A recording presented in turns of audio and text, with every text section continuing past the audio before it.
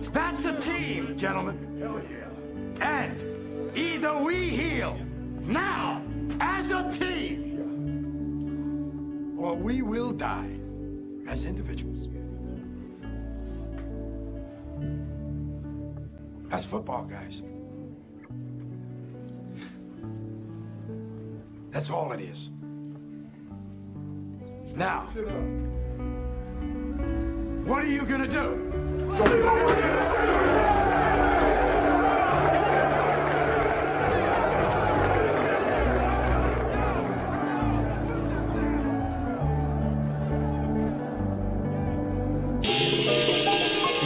Yeah. Yeah.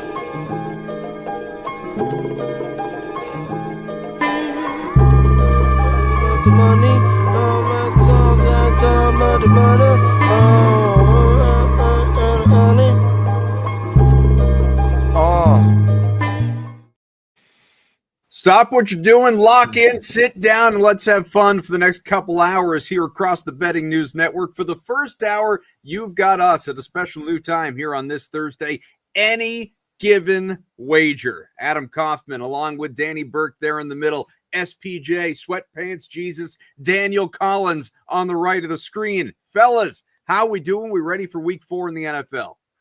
Oh, yeah. Can't wait, baby. And we got SPJ in a different location now. Got the first class pickup this morning. Man, he's ready to rock. Boys, I'm feeling location. I'm on location. It feels really good. I'm going to have some fun locations from Arrowhead on Sunday, which is going to be awesome. But yeah, I had a great Uber driver pick me up this morning and was able to get me a nice little sign that had my name on it. I was very happy. Vibes were high. Glad to be with you guys. Another week of the NFL. We got a big one tonight. It's going to be a fun battle between two birds. The birds are going to be flying. I don't know which one, but we'll talk about both of them and have some fun tonight. Glad to be back with you boys. That Ravens-Chiefs game I'm eager to talk about. Not today, but tomorrow. We'll be with you as we sit here, 21 hours from now, when we will do our regular full Friday weekend preview of the NFL, which, of course, features the beginning of this season's NFL International Series. You will have a Sunday early morning game, and that one will take place in Dublin, Ireland, and then action all throughout your Sunday. So football basically for, I guess, quick math, ballpark, 14 straight hours, something like that. I think somewhere in that vicinity. And then we got the Monday night doubleheader again. After all the praising of the NFL that we did, they went and screwed it up because it's not staggered appropriately anymore. It's a start time difference of like 45 minutes. Not good enough. NFL, be better. So we're going to be channel flipping because we don't have red zone coverage. Did you get 2 games? Did you guys see Mad Dog's rant on ESPN about the two big college football games? I don't like Mad Dog that much, but he ranted about the 2 massive college football games on Saturday, and they're both at the exact same time, and he was pissed off about it. Should be. It's brutal. It's excellent television for 2 minutes. Go give that a watch for sure. Not right now. Don't leave us. Stay with us. Yeah, a little bit do it later. Bookmark it. Think about it. Later. Put it in your head. Do it later. Yeah, tonight it is not the most glamorous of games, although 2-1 teams, the Seahawks and the Cardinals in the desert in Arizona, as you talked about. We're going to get into a deep dive of this one and welcome you to week 4 in the NFL in general. Some news, notes, things to cover, catch you up on off of what we saw during a chaotic weekend, obviously. And we talked about some of it on Monday, and Monday punctuating the week. There was also we got to do some house cleaning here for a moment. House cleaning, both. We gave out 3 picks. I wish we had given out 4 because the one that I was reluctant to make show official wound up being a winner, and that was the over in that Monday night game, relatively sweat-free as well. Instead, we gave out 3 picks. I didn't have anything. SPJ gave you 2. Danny gave you 1. Unfortunately, we were on the wrong side of all of it. We were 0-3, and so we need to get ourselves out of this roughly minus 13 unit hole that we're in. But the other part of it is the old punishment leaderboard. Whenever, and this is not planned, whenever hosts on the program wind up going head-to-head on their plays, there's something at stake. And we don't know what's at stake until whoever is not involved ultimately decides. First 2 times it happened was SPJ against Danny. Both times Danny was victorious. I came up with punishments. Last time out, me against Danny. there's a theme here.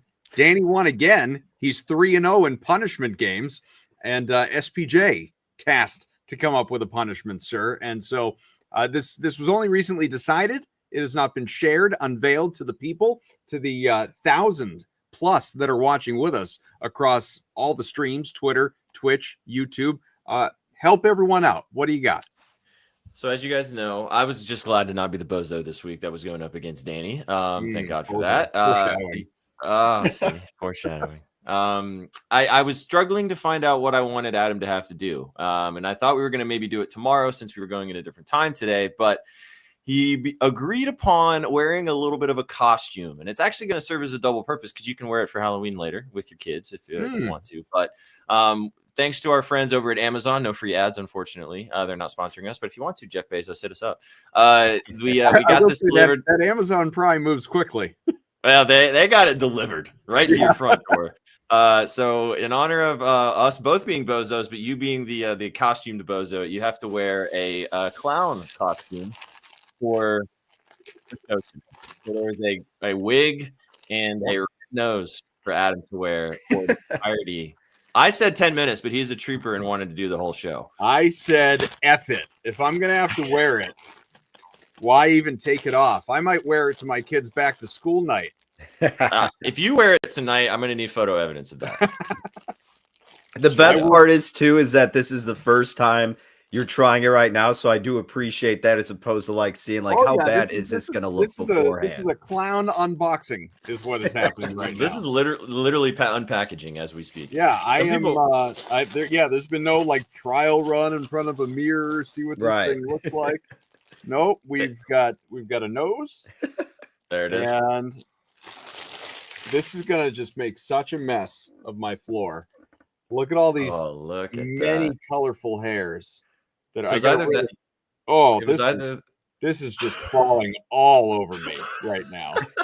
This is like, you should see all the fuzz and crap that's on my pants. That's the punishment in its own right. I mean, Adam's gonna have to vacuum after the show. Oh, I'm gonna need a shower after this just to get all this crap out of my hair. Someone's tuning in for the first time right now. Was this like $2? Was this the cheapest thing you could possibly find? It was the fastest and cheapest. Yeah. Oh wow! This is making such a mess. You have no idea. There's just red, green, yellow, purple crap all over my floor. This vacuum, this floor has not been vacuumed in weeks, but apparently today's the day. This is the note. I don't know if I got a big Jewish nose. I don't know if the nose is gonna fit, but I'm gonna try. Get that honker in there. It's not. Yeah. I'm not unwilling. I just don't know if it's gonna stay. Yeah, we're gonna have to get the freeze frame. This is a rainbow Jerry curl. Yeah. Man of the people. This is nice. Crazy pellet role playing. You know what the best part is? I'm in my basement right now, and occasionally the kids come down just to see if I'm on the show or not. I didn't tell anybody about this here in the house. Oh my God. I grabbed the package from the door and I just brought it downstairs. So somebody is going to see this and be alarmed that like there should be a note that I should be writing to somebody right now, like about how this is the end. I've read this. This is end of days. This honestly, this is a cry for help, is what this is. I know that this is big shout out to you for jumping in and doing this, but this is sure. Awesome. This is why you get into sports broadcasting, baby. It's everything it's cracked up to be. Why you go to school for 4 years for. It's for these type of moments. Come on, guys. I went to the Newhouse School of Public Communications at Syracuse University. I have a 6-figure education that paid for this right here. Looking good, baby. For Landon Jackson says, I normally fast forward through this part. Guys, this thing is it's like leaking down my back. The hairs are just coming off of this thing. Like you're gonna have to explain. You need to definitely show this to your wife so you don't have to answer any questions about why you have multicolored hair on you. Adam, how's the new job with betting news going? Oh, well. Wonderful. Oh my God. Incredible. I will say this is you will appreciate this. This is how important, at least like if you're gonna do it right. I deliberately wore a red T-shirt thinking it would match this the best. You nailed it. As opposed to, you know, what I guess any color really would have worked on the rainbow. I mean, they had a red wig, or the rainbow one, and I think I made the right choice. I think you made the right choice too. Yeah. No, this is strong. So. Yeah, and for anybody out there, again, you know, who hasn't maybe been tapped in, the punishments have now taken a big step forward. So this is terrifying for the rest of the season, especially because I have yet to lose one yet. So I am just so petrified of what they may have cooking up on the back burners there for if and when I lose, which will inevitably happen. Yeah, the first one was the poem, second was singing, and now we've taken a big leap forward to this. I'm terrified. Yeah, no, I mean, for like you said, poetry, singing. Now we're into cosplay. I mean, I'm worried about you. I'm not gonna lie. He's just never gonna lose. Yeah, Danny's just never gonna lose, and you and I are just gonna be stuck in losing purgatory. I got to be very cautious with what I choose for the battle going forward. Well, that's sort of the beauty of it. Well, I guess, you know, that is kind of like strategically, right? Strategically, we all have the opportunity to kind of cop out, which I hope we never do. What I mean by that, for people that don't know, is we have a text thread and we exchange what our picks are going to be. So, like, if you knew, for instance, SPJ, that like, all right, I send in my play, and you knew you were going to be on the other side of it, you might decide to not give out the play that day. Right. You know, like every opportunity that you have to go against somebody else in competition. This is Braveheart shit that's happening right now. Your manhood is at stake every time. Now it's that you have to make a pick. Yeah. I will say I won't back down from the pick itself. However, I may be hesitant with which ones I'm going to utilize for the competition itself, is what I will say. Crazy Pellet wants to know, what's your least favorite thing to eat? It's a good question. I'm pretty open to eating a lot of things. I don't want to share my vulnerabilities you would say that right quite now. Yet. I was about to say. But I will. You know what would be fun? Like, I'm not inviting this upon myself, because there is some work, some strategy that would, like, some effort that would have to go into this. Like, I appreciate SPJ sending this along, but this required no effort on my part other than actually putting it on. A fun punishment, though, if we actually had the bandwidth to achieve it, would be a food eating contest of some kind. Not something that, not like, oh, you got to have the craziest hot pepper and do the rest of the show in pain. Not like, nothing like that. Like, it can be a food of your choosing. It can be a food that you like. Like, let's say, you know, we'll pull a Joey Chestnut here. You happen to like hot dogs. All right, 10 minutes on the clock. Let's see how many you can eat. And we're just going to sit here and watch it. We did two summers ago. We did the Betting News hot dog eating contest. We're all like 10 of us. It was Shaggy destroyed all of us. Of course, I was in Canada, so they got me brioche buns, which was terrible because they were so thick. It was really hard. Yeah. It's a lot harder to eat those fucking hot dogs than you think. No, for sure. Yeah, the buns are the killer part. The brioche ones, yeesh. Oh, it was like eating. They were delicious, but it was. I think I ate like a 1.5. It was terrible. We also didn't have enough time on the clock. If one of the people out there in the chat could do me a solid, so I'll be wearing this. I'm a trooper. I'll wear this the whole show. We're with you for another 45 minutes. Going to get into our Thursday night football breakdown in just a moment. But if somebody in the chat could be a real trooper on Twitter or Twitch, YouTube, wherever you're watching, screen grab this and tag me on Twitter so that I can make sure that we get this out to the public. People need to know, man. People need to know. I'm not just doing it for the 2,000 plus that are watching along. I'm doing it for the world. But most especially for SPJ and for Danny. I would do it even if the three of us were just sitting here talking to ourselves. The funny, we should also do is we should have this be like a punishment for all of us at some point, where like we all have to at some point where we have to each not eat that specific one, like that's yours, but like we all have to get a clown costume. I think we could afford to mail it around, right? I think I think we can get our own individual ones, and someone else has to wear the clown suit of that day. That would be pretty. That would be. Well, Landon Jackson says, "Everybody smile." All right, you ready? On the count of three, we'll smile for you. 1, 2, 3. I didn't smile because I'm the loser. Perfect. You have nothing to smile about. Yeah, I felt like that would have been a mistake on my part. All right, guys, let's get into some NFL. It's what the people in theory are here for. So, fun facts. Let me give you some fun facts. Through 3 weeks, because we are through 3 full weeks now, favorites are still crushing along. As much as we saw some chaos, some carnage last week, favorites are still 35-13 straight up, 26-20 against the spread. So the dogs, they are a bargain when it comes to covering. Unders are still the theme, 26-22 so far this year. The season has been, I read this earlier from Action Network, Evan Abrams thought this was great. Season's been marred by some late game chaos, and most notably what we saw last weekend. Teams leading entering the fourth quarter are only 31-14 against the spread on the full game line this season. The worst mark through 3 weeks in the wild card era, which dates back to 1991. That's pretty wild. Also, if you wanted to blind bet a trend, here's a good one for you. Teams trailing at halftime are 28-16 against the second half spread. Very profitable trend, not only this year, but dating back since, I think, 2022. So if you wanted to just, literally on your NFL Sunday, sitting on your couch, bet the second half spread on the dog for every team that is trailing, generally speaking, you'd be coming out way ahead. Just something to think about. You could even start it tonight. We do not, you might be out there wondering, we do not have our pal. I might be allergic to this. We do not have our pal, John Highslop, Slop Rules on Twitter, available to us today, but he'll be back with us maybe tomorrow, if not tomorrow, Monday. We got him soon. He'd be having a field day with this. It would cover up that bald head. Seahawks are 2-1. Cardinals are 2-1. Seattle 1-0 on the road.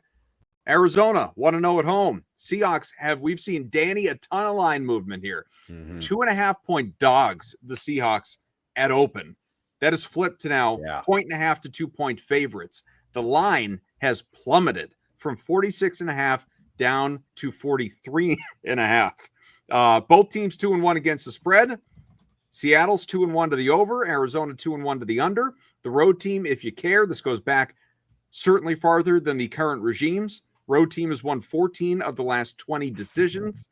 And just one more little thing that I read earlier or heard earlier. Sam Darnold, 10-4 in his career indoors with a 26-10 touchdown to interception ratio. So before we get into our stats standoff and props and all that good stuff, there's your foundation of knowledge. Mr. Burke, I start with you. Your overarching thoughts on this game. Yeah, like you said, the most noticeable thing about this game is just how much the lines moved. Arizona opening around 2 in the hook, and now you're seeing it trend toward even as high as 2 in favor of Seattle. This total hovering around that 43.5 spot. And look, you got to remember, it is a short week, and it is a division matchup here. So, yeah, it probably could be a slower pace type of game, lower scoring, and there is that familiarity factor. The thing that I want to recognize, and I always stress this on these shows, and it's going to be the same thing all year, but especially in the beginning stages of this season, is again, we got to be careful with what we've seen. So kind of recalling both of these teams, guys. You look at Seattle, right? They opened their season with a tough matchup against a very respectable San Francisco team. They didn't get much offense. Everybody was yelling at Darnold. So be it. Then they go on the road, beat Pittsburgh against the Steelers defense that who the hell knows? Because last week they looked very solid. But they opened the season giving up, 30-plus points to Justin Fields. So I'm not quite sure how much I can take away from that. And simultaneously, I don't know how much we could take away from their win against the Saints because New Orleans could easily be the worst team in the NFL. It's still very impressive with those 2 wins. I'm not discrediting anything. I just don't know if it warrants them to moving to the side of being almost a 3-point favorite on the road short week division matchup. With Arizona, you open their season against the Saints. Yes, they won and they covered, but the game was closer than the box score leads us to believe. The second game, that game was way closer than it should have been, right? The Cardinals dominated. It was a fluky fourth quarter comeback. They got complacent. The numbers should be better. And then last week, you get a safety on Mac Jones and somehow allow him to come back and get a game-winning drive, and it screws Adam and myself on -2 in the hook with San Francisco. And look, they're a Marvin Harrison Jr. wide open pass away from us having a different conversation potentially. So I think that all these things need to be taken into account, SBJ, to where I did a write-up about that. I already put my play in there. I won't completely unveil it right now. I'm sure people can kind of hint at it, but all I'm saying is that I get it. The metrics indicate a slight favor here for Seattle, SBJ, but again, you know, Arizona, I still think they got a lot of talent on their team, and defensively they have improved.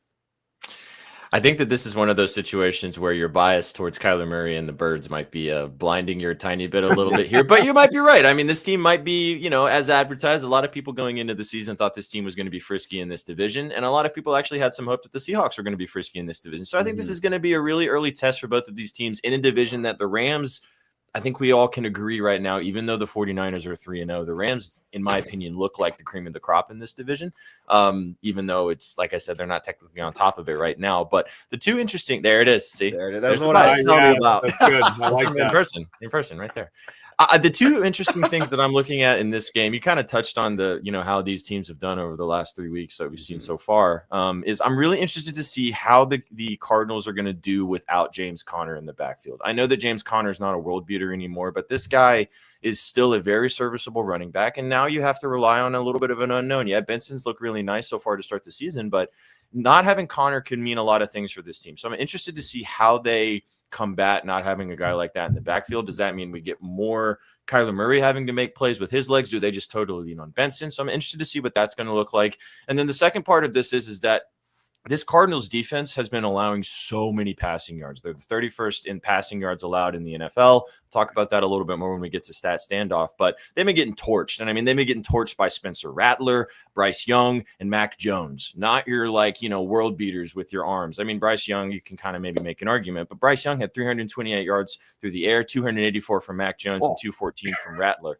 So I just am very interested to see if that is a trend that we can just fade this Cardinals secondary moving forward, or if that's kind of returned to the mean, and we see that tonight. Because foreshadowing, I think that Sam Darnold's in a great matchup here. You said some of those stats, Adam, which I didn't know about how good he is in domes, but this defense has been getting sliced and diced, and I think that there's an opportunity for that tonight. So those are kind of the two matchups I'm looking forward to seeing, how the running back situation from the Cardinals plays against this pretty good Seahawks defense, and how the secondary on the Cardinal side takes care of the passing game in Seattle.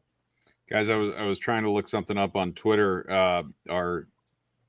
Some of our guys have been tweeting about what's going on here on this program. We appreciate that. Landon Jackson, thank you for the screenshot as well. You guys would be shocked to know the Face ID on my phone is not working right now.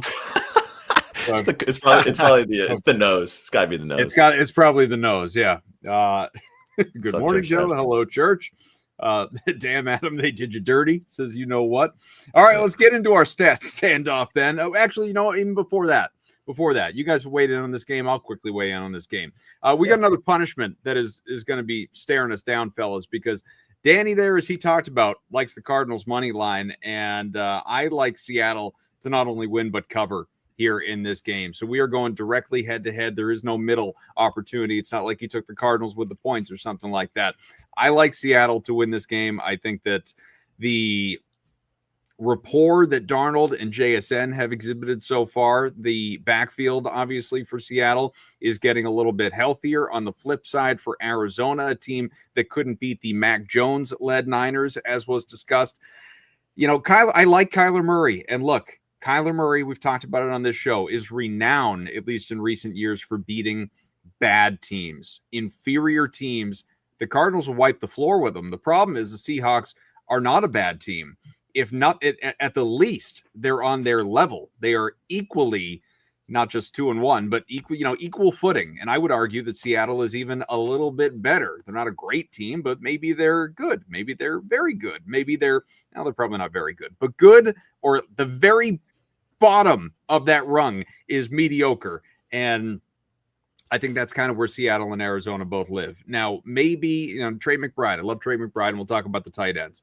But maybe if Kyler Murray had the same rapport with Marvin Harrison Jr. right now, who's got a case of the fumbleitis that he has with Trey McBride, I would think higher of Arizona, more highly.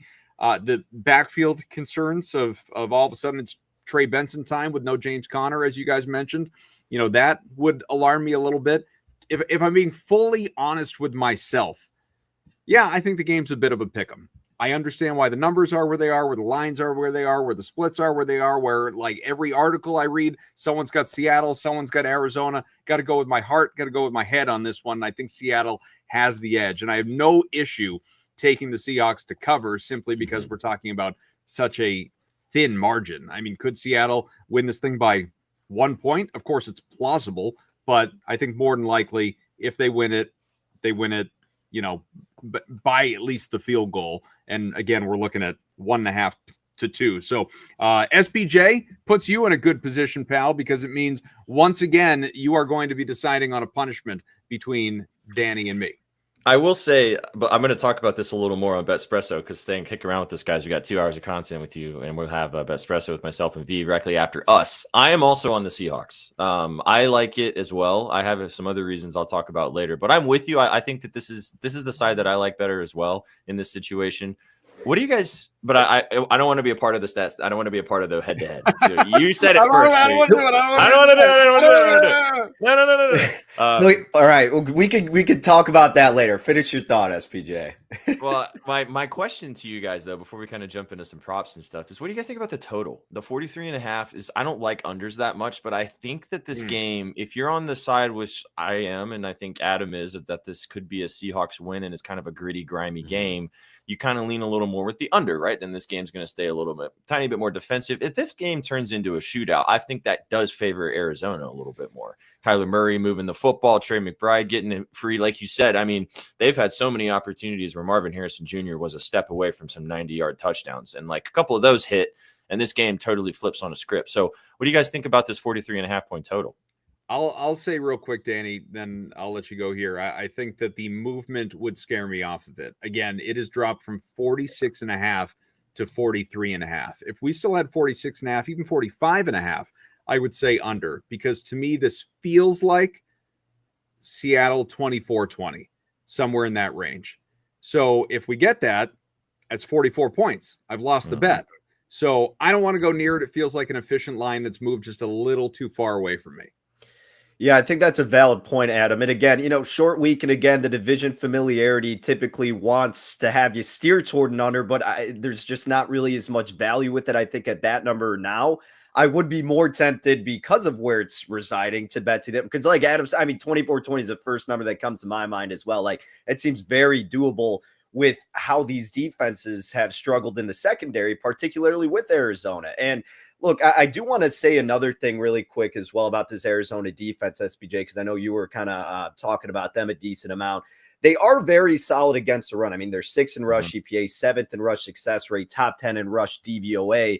And now this is actually going to be pretty sizable in terms of an impact. I think it looks like Charbonnet is going to play, which helps Kenneth Walker a ton because he has not been efficient whatsoever. I mean, he had a really good game against Pittsburgh, but the other 2 spots he's had less than like 2.5 yards per carry. So that kind of led into a bet that I have with a prop later, assuming that Charbonnet was going to be out, but who knows? Even if he's in, I still think there are some concerns about this ground game that is Seattle, particularly with Kenneth Walker, who just isn't as consistently dominant as they've wanted him to be. Charbonnet certainly fills that void. And then one last thing too, and I know we'll get to with the props, because you mentioned James Conner. Yes, it's a miss in terms of a leader, and he can do stuff in the passing game.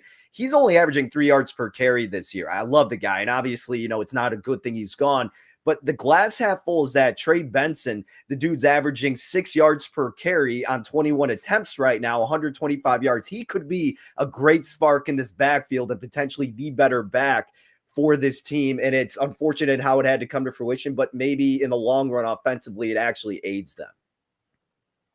Up over 3K watching on the live stream, Twitter, Twitch, YouTube. Thanks for hanging out. This is Any Given Wager here. We're previewing Thursday Night Football, giving you our favorite plays, full breakdowns, best bets, all of it for the Seahawks at the Cardinals, which as we sit here starts in just about 3 hours, 15 minutes or so. And of course, right after us, both of you, SPJ, maybe both, are sticking around. Betspresso will follow us for another hour after, so be around And we see you guys in the chat. Stay active in the chat. We'd love to see you there.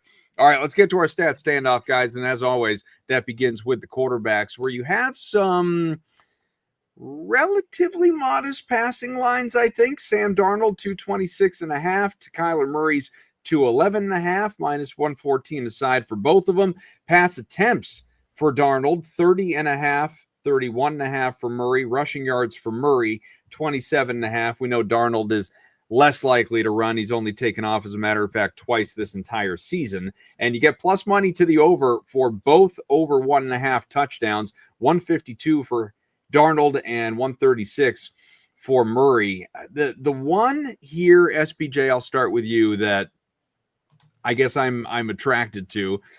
I could make an argument for going over on the passing touchdowns for Darnold, just because, again, I believe Seattle's going to win, and I think that the Seahawks are going to have at least 2 touchdowns in this game. The only thing that has me hesitant is between Walker, Charbonnet. Who's to say it's not a rushing score and Darnold passes for 1? So I don't necessarily want to chase the plus money there, but that's a light line as far as the passing yards for Darnold. And I know he hasn't hammered this line throughout the season. Week 1 against San Francisco, only 150. Week 2, he went for almost 300. And then week 3, he was in the vicinity of this line, but actually a little bit below it. So he's only cleared it once in the 3 games. That being said, I like him to throw over this Arizona offense. And if I do think it's going to be a close game, or even potentially Seattle's playing from behind, then he's going to be throwing that much more. It's not a good run game in there in Seattle. Walker's not looked great. Charbonnet has been banged up. I think they're going to lean on the pass with JSN at their disposal. So it's not an official play for me.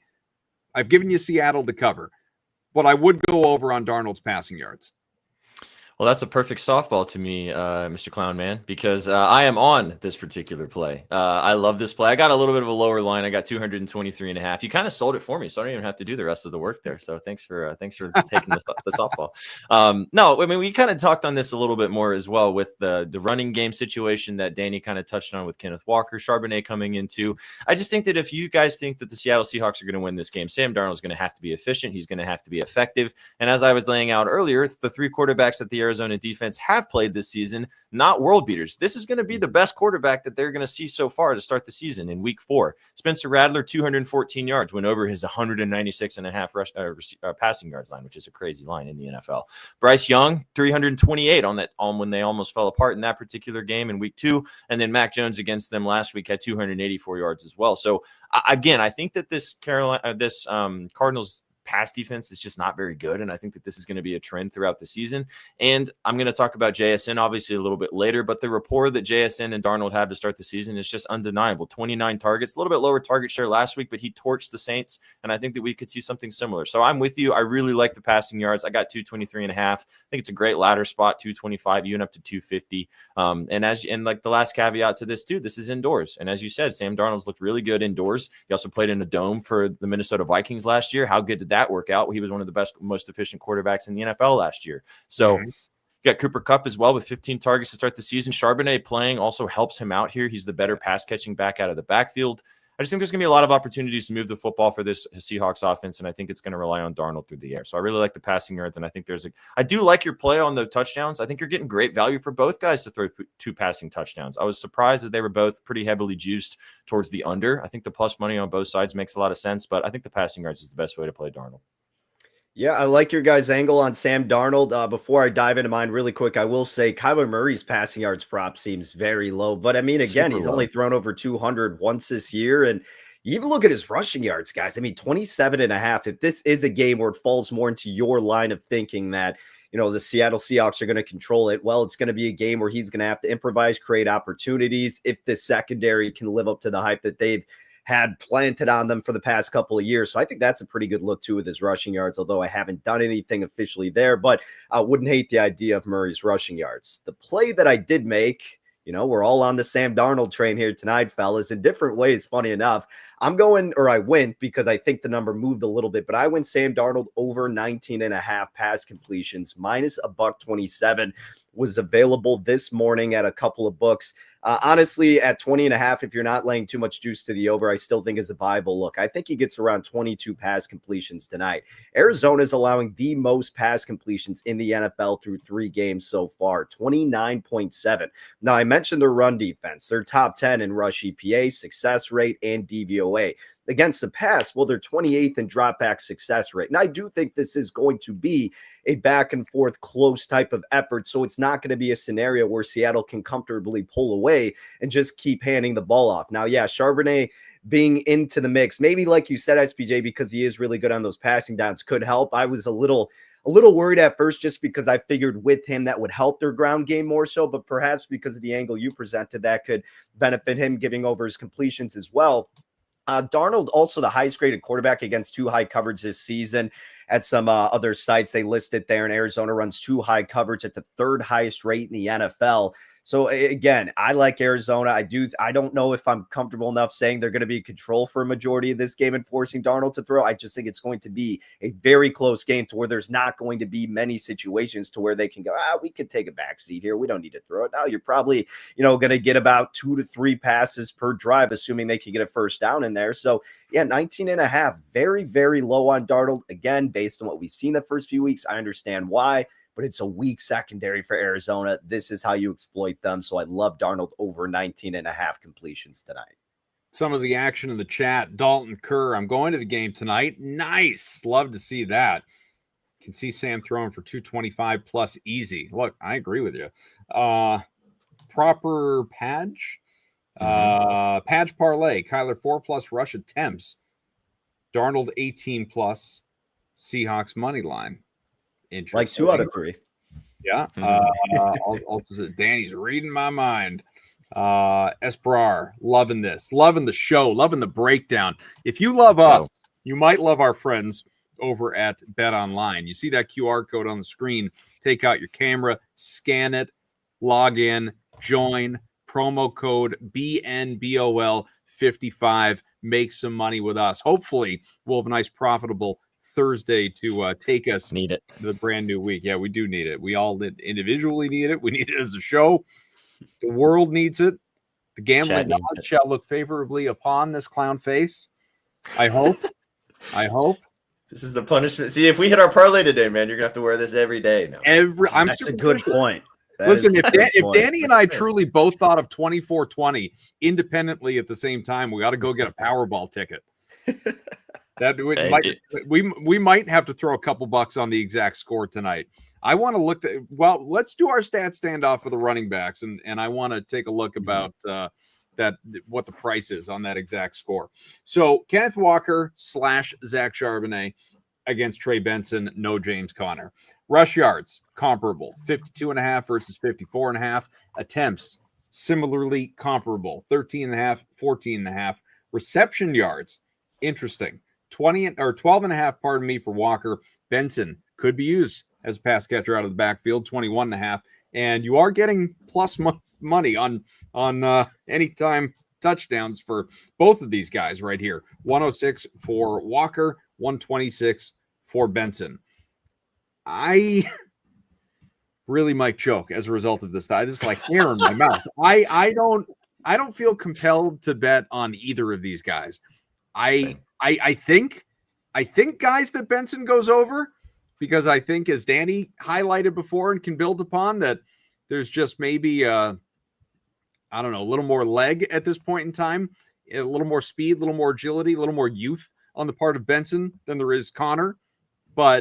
And this is really, it's going to be his first runway. So I don't know, maybe I would go over on attempts versus yards, but I could see the yards getting there. The Walker Charbonnet dynamic, I don't want anything to do with. I don't like, I put builders together for my own fun. And oftentimes that will include Trey Benson, 25+ rushing yards, that kind of thing. Fine. I'm good with that. Kenneth Walker, 20+ rushing yards.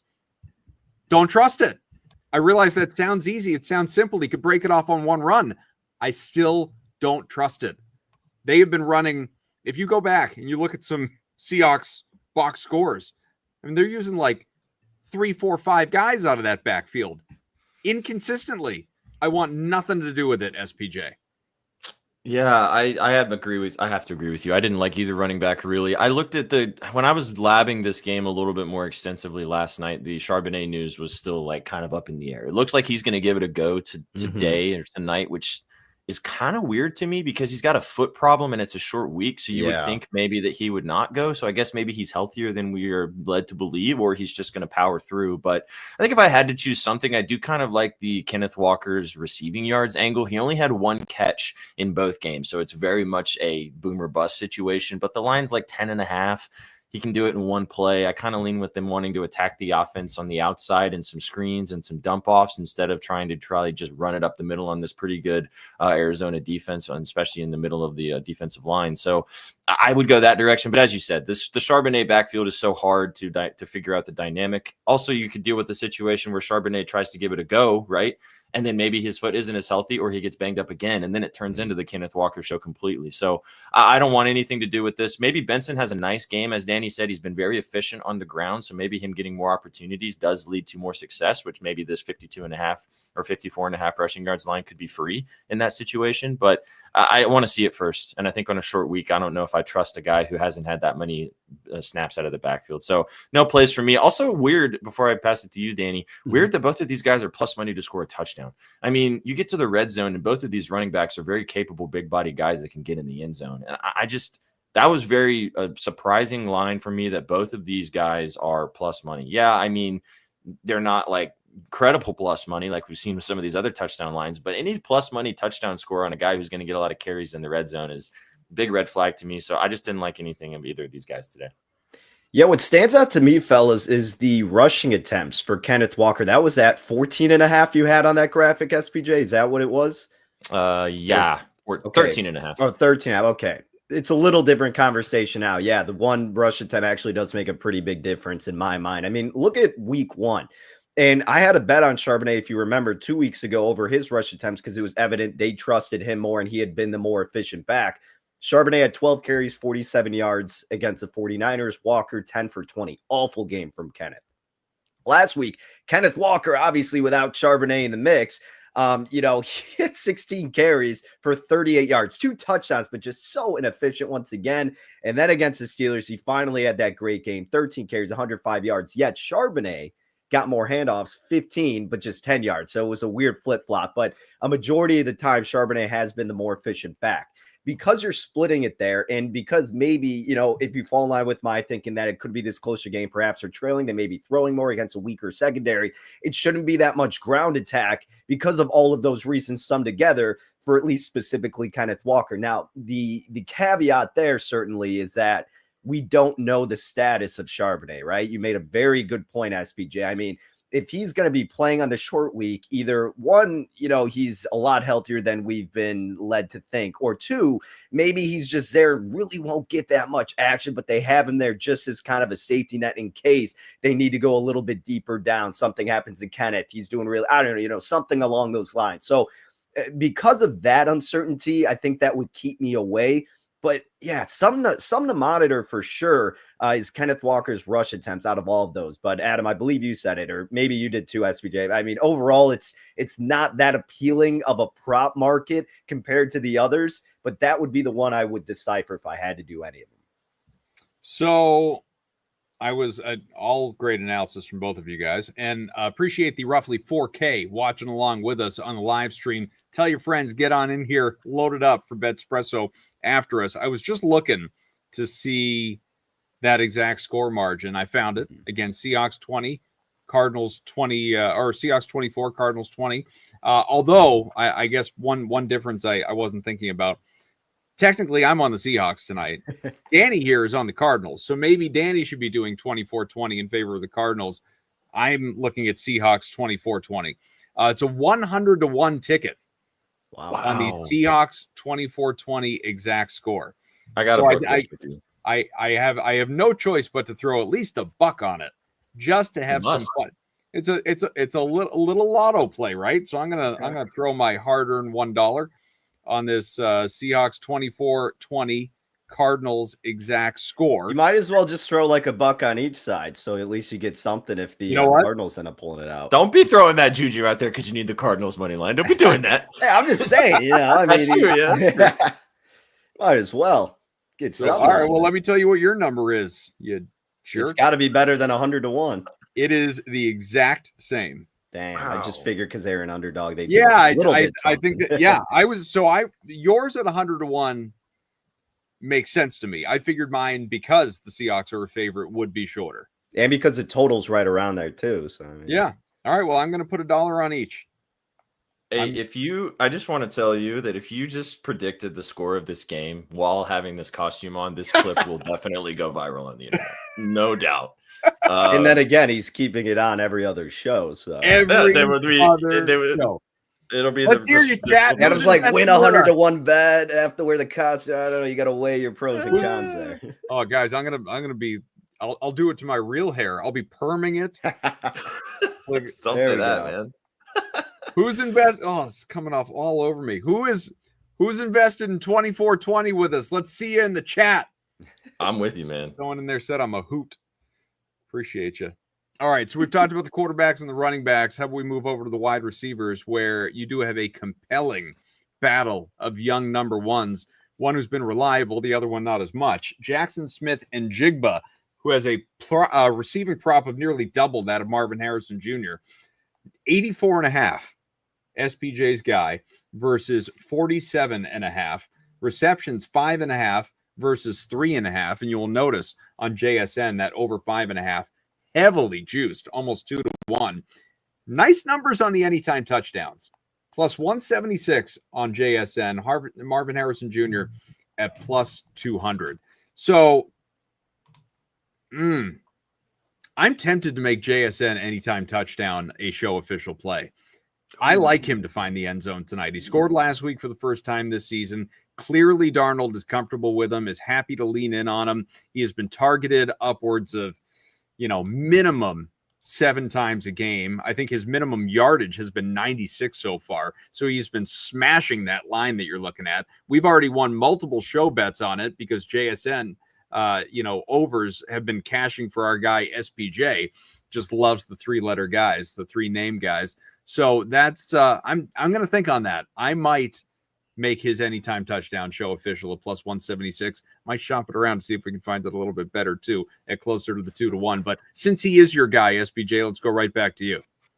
Yeah, I mean, I'm going to keep this nice and chalky and just kind of keep rolling with this prop. I've taken it the first 2 weeks of the season. It's been my staff play of the week as well in our staff article at Betting News. And I'm going straight back to Jackson Smith and Jigba once again. I know that this is one of those situations where he's due for a little bit of regression. Actually, I got a little better number than that. Where's mine? There we go. 80 plus minus 130. I paid a little bit of juice. I know the line that we just brought up on the graphic said 84.5 at minus 115.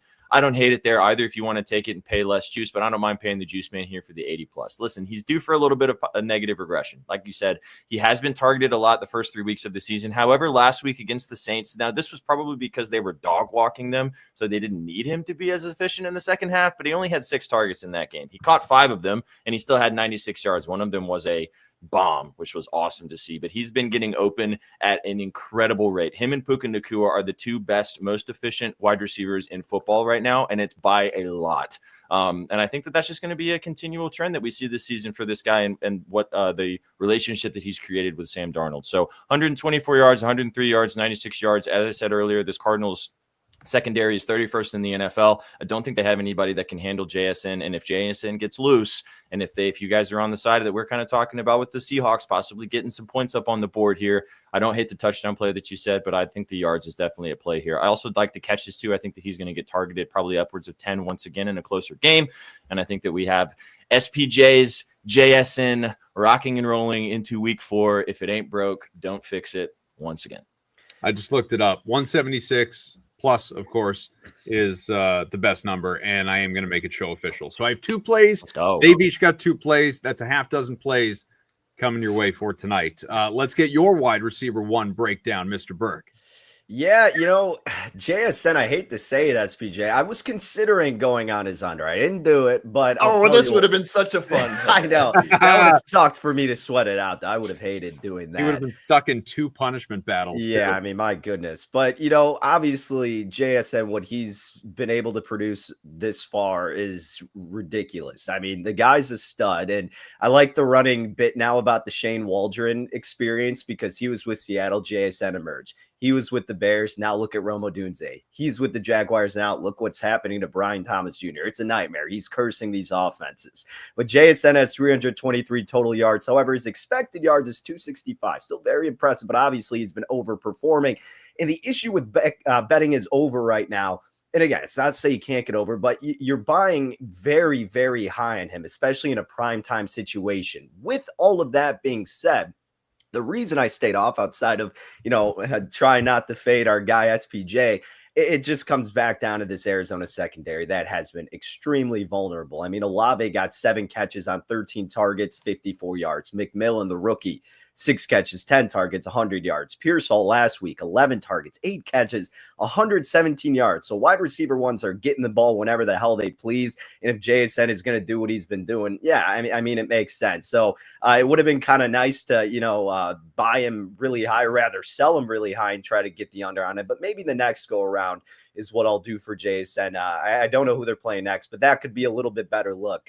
Otherwise, yeah, it's really hard to bet an under on him given this matchup. I mean, on that point, I've been watching. Oh, no, it's okay. On that point, I mean, I've been betting this line the last 2 weeks and it's bumped up. And I said to you guys 2 weeks ago, I think this line's not high enough. I said it to you last week that I think this line is not high enough. And I do think now that they have set it appropriately. So I think I am sort of gambling on the fact that I'm going with the guy that's just gotten me to this point. Is it a situation where he could have a down night? Yeah, of course. But I just think the targets are just what you're looking for in these situations. You're looking for opportunity. He's going to get 10 targets unless this just turns into an absolute slugfest ground game, which I don't think any of us think that's going to happen. So, Adam, I just want to pass this question to you, though, on the Marvin Harrison Jr. side, since you kind of mentioned that's where I was going to go next. I'm glad you're bringing it up. Okay, well, we can talk about him real quick because I actually like him today. I know that it's kind of hard to bet old Fumble Rooney over there because he can't catch anything. But like, as you mentioned in the breakdown about this team, they've been a couple big plays away from him having ginormous games. And he's still been pretty good, 44 yards, 27 yards, and then 71 yards against the Saints in week 1. But if you look at what he's done against this team specifically last season in a down rookie year when everyone thought he was going to be good, 49 and 47 yards in both of those games. So he's had good success against this team. Maybe we see him finally break out this week and have one, because if he gets one of those big catches, I mean, he could have 100 pretty easily. So I kind of like him this week. Didn't take him his original line. It's kind of bumped up a couple, but I think that Marvin Harrison Jr. could be in for a big night tonight. Yeah, I just think that the catch rate, the inconsistent catch rate is ultimately what makes me nervous, guys. Again, 5 out of 6 week 1, that's exciting. Awesome. Good on you. Keep going. 2 for 5, 3 for 6. Again, multiple drops, just not helping Kyler. I am just hoping that we're not getting to a point. I don't think we are. I don't think the coaches would let it happen, especially this early in the season. But I don't want to see a lack of trust start to creep into the game planning, not even from the coaching staff, but specifically from Kyler. Starts to look around, look toward other guys. I'm just going to lean on my safety blanket, McBride. I'm not going to go near anyone else. And they start to do stuff like that. I think that's plausible. I don't want to see a whole lot of that necessarily. And so we'll see, obviously what it looks like tonight. Again, I'm not telling you he's going to go under. I'm not playing his under. I just don't want to invest in his over. It's really that simple. Yeah, guys, Yeah. Oh, please. sorry. Go ahead. I thought I just wanted to say I'm something before you rambling. moved on. Is all. Yeah. All I was going to say is, I'm high in the Marvin Harrison Jr. train as well. I was as close as you could get to giving him out as an official play, over 3.5 receptions tonight. I do think he gets to 4. The issue is it's priced around minus $145, so that is steep. But I mean, look, DK Metcalf got targeted 6 times, holding 3 against Olave, 10 of 14. 4-7 for Pearsall. I mean, again, like if this number wasn't so steep, but it deserves to be steep. I mean, 3.5 is low for what should be a wide receiver 1. But Harrison's been targeted 6 times twice, 5 in the other game, and he's 1 huge drop away from going over 3.5 in 2 out of these 3 spots. And I think they're going to make a point to get him more involved and get him going early, whether it's these shorter routes, screens, whatever it may be. So I really do think over 3.5, if you're willing to lay the juice, is a great look at a buy low spot for Marvin Harrison. All right. Well, since Mr. Martinez in the chat keeps shouting for Trey, let's take a look at Trey McBride, the tight ends here. Betspresso's underway coming up in about 5 minutes as well. McBride, 62.5 receiving yards versus A.J. Barner in his 14.5. Receptions, not comparable. 6.5 versus 1.5. The anytime touchdowns, plus 180 versus 5-1 for Barner. I have no thoughts on A.J. Barner. I don't know if you guys do, but by all means, if you do, make it happen. As far as Trey McBride, though, I'll just read you some numbers real quick, guys. 6 of 9, 61 yards. 6 of 7, 78 yards. 5 of 8, 43 yards. This is a guy who has only gotten over, if you're paying attention, just the one time. But, man, that target share, it's always there. It's just a question of can he get, that one big gain, that 125-plus yard gain, and that will coast you to that over. Because he's going to have 4, 5, 6, even 7 catches. But you need one big one there to get you over the hump. That's how it typically works. And God willing, he'll find the end zone because for whatever reason, Kyler Murray loves him between the 20s. But once you get in the red zone, he says, screw you. I'm going to look towards somebody else. But Danny, yeah, you tell me, is 61.5 too low? I actually would look toward the over out of both the tight ends. Like you said, I have no interest on the side of Seattle tight ends here. Trey McBride, a consistent threat. And you look at what Seattle's done or allowed against opposing tight ends. I mean, George Kittle had 4 targets, 4 catches, 25 yards, but that was a game he got injured early, right? Like he was on pace to just absolutely dominate against the Seahawks defense. Then you go up against Pittsburgh, who has a slew of tight ends, Jonnu Smith, Washington, Freiermuth, Hayward. It was 8 receptions total for like 60 receiving yards in that game. Then you have Juwan Johnson, who's targeted 8 times last week, 6 receptions, 51 yards. So they haven't seen a tight end to the caliber of Trey McBride in terms of usage. Kittle was that guy and he was dominating and then he got hurt. So yeah, I would be looking on the over for receiving yards for McBride. I think the receptions is priced accordingly. I'm not betting it right now just because again, it is still pretty steep with the receiving yards for McBride, but out of these, the strong lean would for sure be McBride. I think he could get 70 plus in this game, SPJ. No, I love that. We're gonna run out of time, and I can talk about this a little more on Betspresso. But I like McBride a lot in this matchup. Like you mentioned, both of the number 1 tight ends against the Seahawks so far this season have had good games. 70 and also 133 yards in the 2 games against the Seahawks last year did Trey McBride have, and he's the number 1 targeted player by Kyler Murray by quite a bit. 24 targets so far this season. The second best is Marvin Harrison with 17. So when in doubt, Kyler's going to chuck it to his reliable tight end, and also not getting James Conner, who was the 4th most targeted player on this Cardinals offense as well, is not out there too. So I think there's going to be even more opportunities, either dump offs or more seam routes for McBride. I do like the over quite a bit, and I do think that it's a ladder opportunity if you want to go that direction. And maybe, just maybe, as Adam said, maybe he does find the end zone. Our buddy Colby in the chat. Whoa, Adam, new shirt? Definitely new shirt. Well played, sir. It's a matching shirt. Looks good. Shaggy says, Scooby just said Barner scoring. Those odds. All right now. All right now. I'll have to go have a word with him. You guys can play your plus 500. I'm going to need a first touchdown score. 1 like I'm doing. What?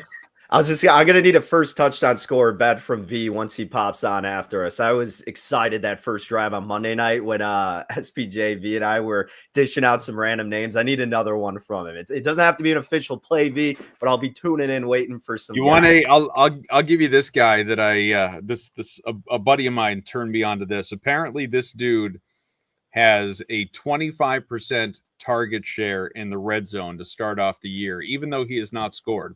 But I have invested in him to score. I didn't get cute with the first TD score. I just gave you, an anytime touchdown because the odds are pretty enough. Just threw a little 5 spot on it. Nothing wild. He is, I don't even remember his freaking name. It is one of those guys. One of those guys. Down past even defensive touchdowns. I threw a 5 on Elijah Arroyo at plus 1060. 25% target share in the red zone. That got V's plums tickling down below. I already look at him. He's so excited about that right there. Love it. Man, let's go. So yeah, all right, we're about out of time. Real quick, the any given wager Thursday night football, same game parlay. Well, I mean, we each gave out 2 picks. Danny and I, unless, one succumbed, we cancel each other out on one of those. So I guess you would have to include JSN's anytime touchdown for me. And for Danny, Sam Darnold, what'd you give? You gave the Sam Darnold over 19.5 pass completions. We can't parlay that, unfortunately. So classic me. Yards? Even a play that we can't parlay. Yardage? I like Darnold's yards. We're kind of in agreement on that, right, Burke? Yes, sir. All right. Darnold's yards, and then we need one more. I actually, do you guys want to put Trey McBride's receiving yards in here? I feel like we all kind of like that angle. Yeah. Do we want to make Trey McBride's receiving yards a group play for tonight? I can get down with that. Cool with me. What odds are you looking at? Plus 550 for those 3 legs. Jackson Smith, the Jigba touchdown. Sam Darnold, 226.5 passing yards, and Trey McBride, 64 plus receiving yards, plus 550.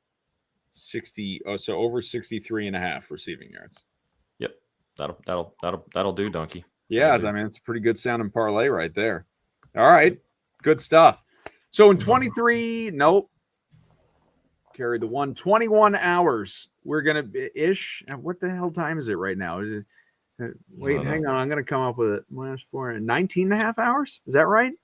19.5. Yeah, feels right. Roughly. You know what? 1 blame the p.m. Eastern tomorrow. We are going to be. Oh no! Down goes the nose. It flew off. It ran away from my big fat nose. Hang on. All right.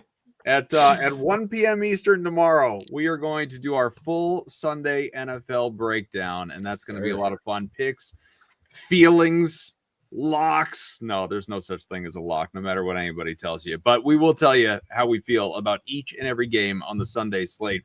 We appreciate the north of 4K hanging out with us, Twitch, YouTube, Twitter, here for this very special Thursday edition of Any Given Wager. Go nowhere, though, because the live stream, it does not end.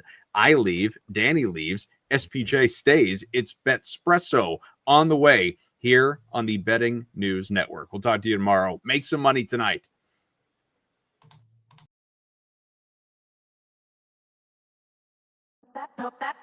Disco X on the line, just as I suspected. No one really gets over me. I'm unaffected. Why would you try to ever put me second? You're just another groupie to me. No, I'm out here single, and I need some real. Now I got standards, if I fuck, I fail. I'm out here single, tell me what's the deal. Now I got standards, give a fuck, I fail.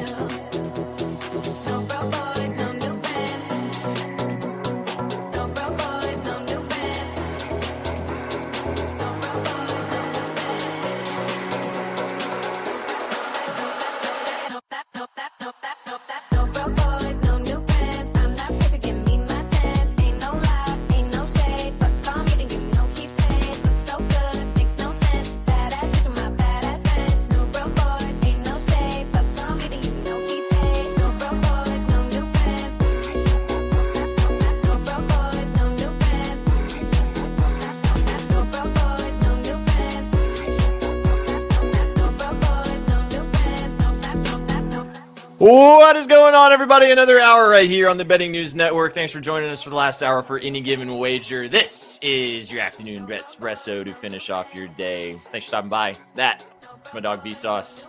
My name is Sweatpan Jesus. Stoked to have you guys with us to finish off your Thursday. Get you ready for Thursday Night Football. Sauce Man, how we doing? So good, man. So good. Just the two of us back to our roots, man. Feels kind of good, right? We're in a parlay today. Everyone's fired. Everyone's fired. That's it. Yep, it's just you and me running the ship in Shaggy's office. That's what we all need. I gotta say, Adam gets me fired up, though. He did get me fired up to finish Any Given Wager. I'm ready to talk football. I'm ready to talk about the weekend that is, and give me some sports, man. We're going to have some fun, big dog. We appreciate you guys tuning in right here on the network for another hour right before we get you ready to rock and roll for Thursday Night Football. Thanks for tuning in on YouTube, on Twitch, or on Twitter, and on bettingnews.com. Brought to you by our sponsors at Bet Online.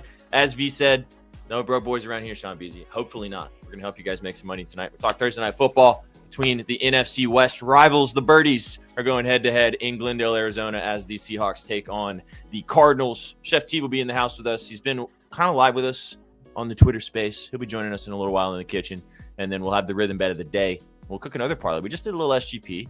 We might do a little more of a lotto because I really like the SGP we just put together.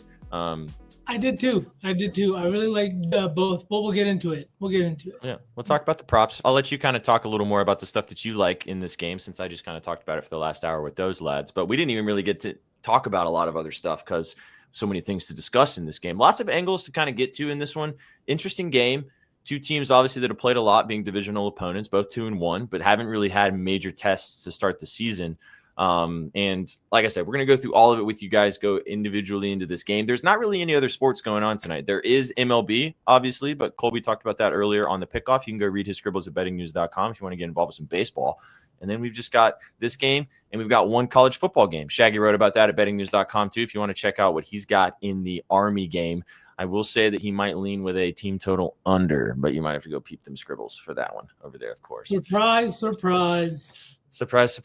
I did buy my man a nice little, we had a burrito, or like a burrito hoagie sandwich for lunch this afternoon. Fire, absolute fuego. And it was great getting those big old shoulders in between right here. It was awesome. I know. Jealous. Can't wait to see you boys in a couple of weeks. It's going to be great, dude. It's going to be nice seeing you. I'll say this and we'll jump into the game, dude.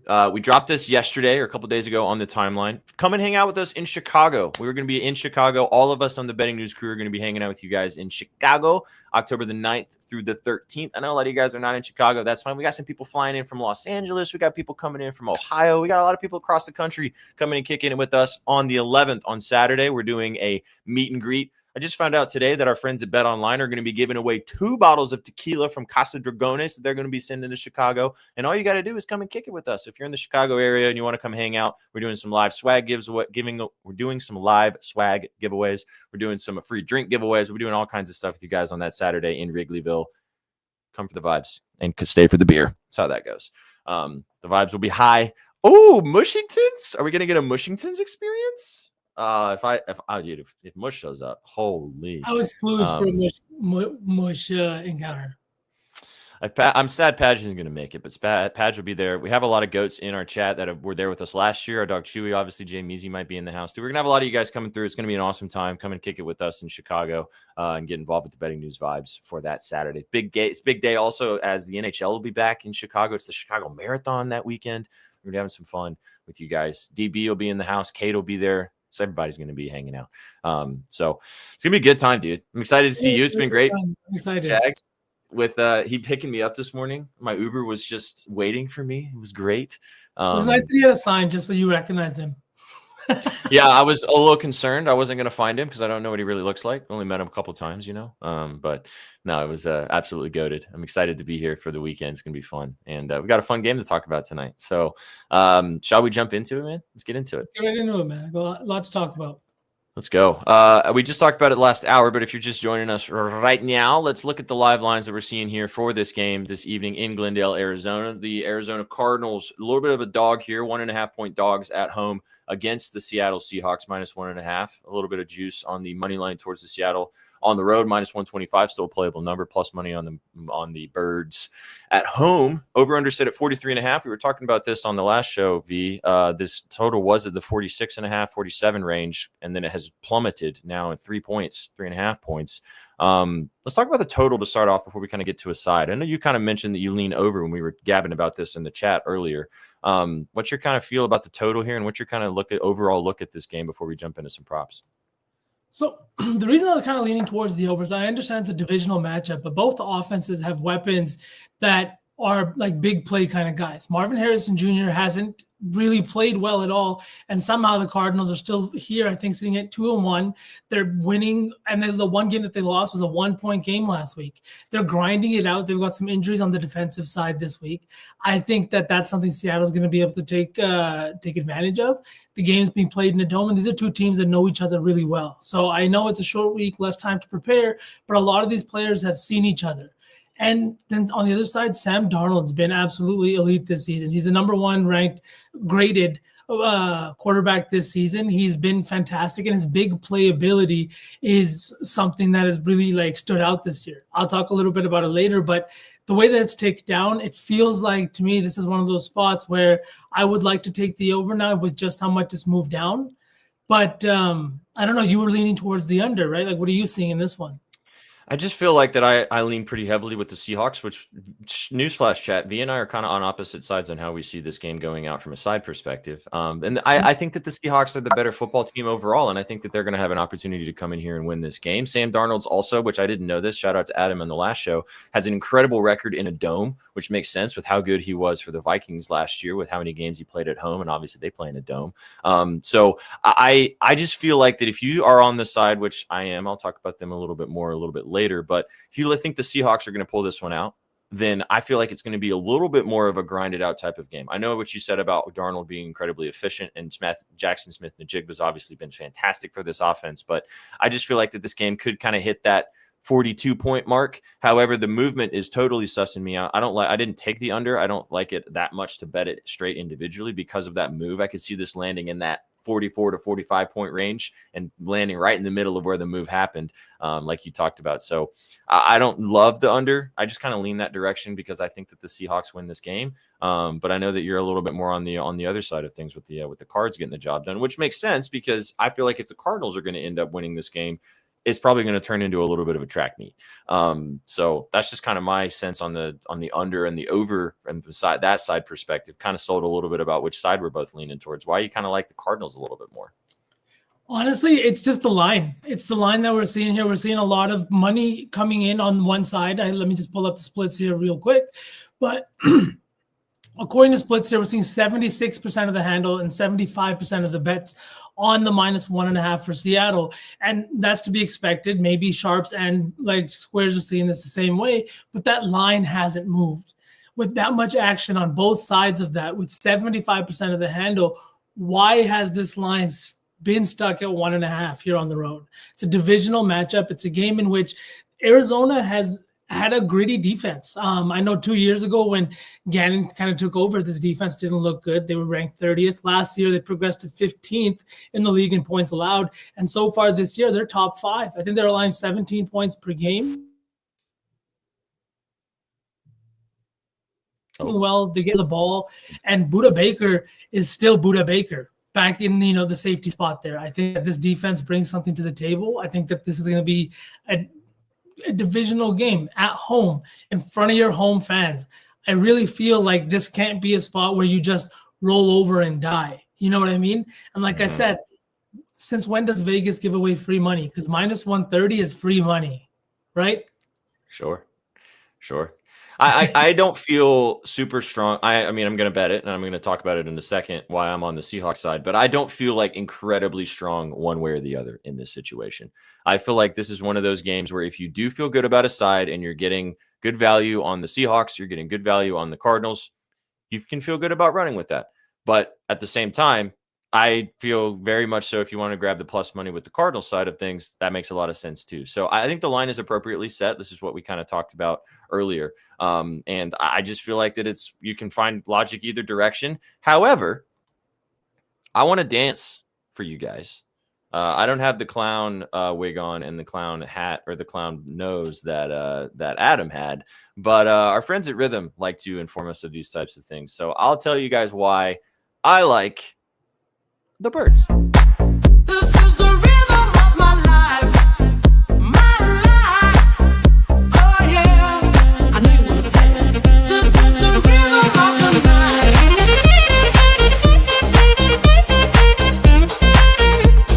This is the rhythm of my life. This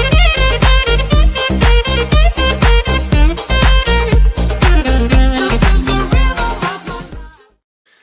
All right, this is by our friends at RITHMM. You guys can go to rhythm.bet. You can use our promo code VIBES25 to get 25% off your subscription to RITHMM. And I'm going to tell you why I think It's the Seattle Seahawks today, and our friends at RITHMM also back it up. 55.9% win probability from their model over there. It's one of their highest graded plays in this particular game. 25-20 could be the possible score. They can see them covering the 2.9 spread if that's where we're at. We're only getting the 1.5 here. I got the -110 value there. And this is also about the fact that I kind of looked at the data from RITHMM, and then I kind of looked at this team, both of these teams, and I just said, you know what? I think the Seahawks are the better football team on paper, and I think that they've been playing a little bit better. And at the end of the day, I trust Sam Darnold a little bit more than I do Kyler Murray right now. I know this game is on the road, but I think that there's going to be no conditions that are going to come into play here. So this is going to be a neutral environment pretty much. You're not going to have any weather that's causing any problems. I just feel like that the Seahawks are going to get the job done here. They beat them both times when they played last year. Different rosters, obviously. Sam Darnold wasn't even the quarterback of the Seahawks last year, but they won both divisional games last season. And the Cardinals are 1-4 in their last 5 games against top 10 scoring efficiency on offense. I think that that's going to come into play here with this really poor secondary from the Cardinals. I think that Sam Darnold is going to have a chance to move the football. We'll talk about him a little bit more later. But I think that this is a good opportunity for the Seahawks to take a little bit of a stranglehold in this division and stay really relevant. Not stranglehold in the fact that they're at the top of the division, but this is a very competitive division. We've already talked about this. This could be one of the most competitive divisions in all of football this season. And the Seahawks is a huge game for both of these teams to kind of stay at the top with the 49ers and the Rams at the top of this division to kind of stay relevant. So I think that the Seahawks are going to come up with some urgency on a Thursday night. Also no James Conner as well for the Cardinals on that side of things. And I love seeing that our friends at RITHMM have it as well. Like I said, you can get with 25% off with our friends at RITHMM by using our promo code VIBES25. Go check it out. You can find all the different models they have. They have so much information available on their website and on their app. You can also read our live review at bettingnews.com. It's like paying for Netflix, chat. And as we always say, Sauce Man, don't pay for picks. Pay for tools. We got a lot of cool ones that we partner with here at Betting News. Go check them out with our friends at RITHMM and RITHMM.com with the promo code VIBES25. So I know that I'm dancing, man. You want to be on the Cardinal side of things, so we're kind of going head to head. And I thought I was going to lean with you one direction, but my plums were saying Seahawks last night, and they're still saying Seahawks now. And when the data kind of backs it up, I'm like, hey, yeah, all right now. Hey man, this is a tough day for the we agree on everything crowd. You know what I mean? Yeah. Tough day for that crowd because we don't today, and we'll see.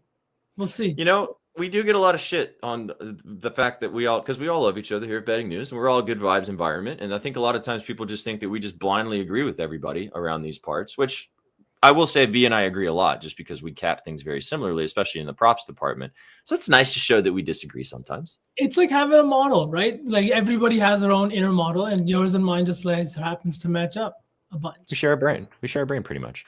So, all right, let's jump into some props instead of sides. Chat, let us know what you guys think. You guys like the Cardinals or the Seahawks? Where are you leaning? And let us know, obviously, some props that you guys like as well. Hopefully we have Chef. I know it gets busy around this time, but I hope that he's able to join us for a little bit. I did send in the link, so hopefully he'll be able to join us for a second. But let's look at some props here. I know you've probably got some deeper thoughts. I've talked about quite a bit of them. What are some props that you're kind of targeting in this game?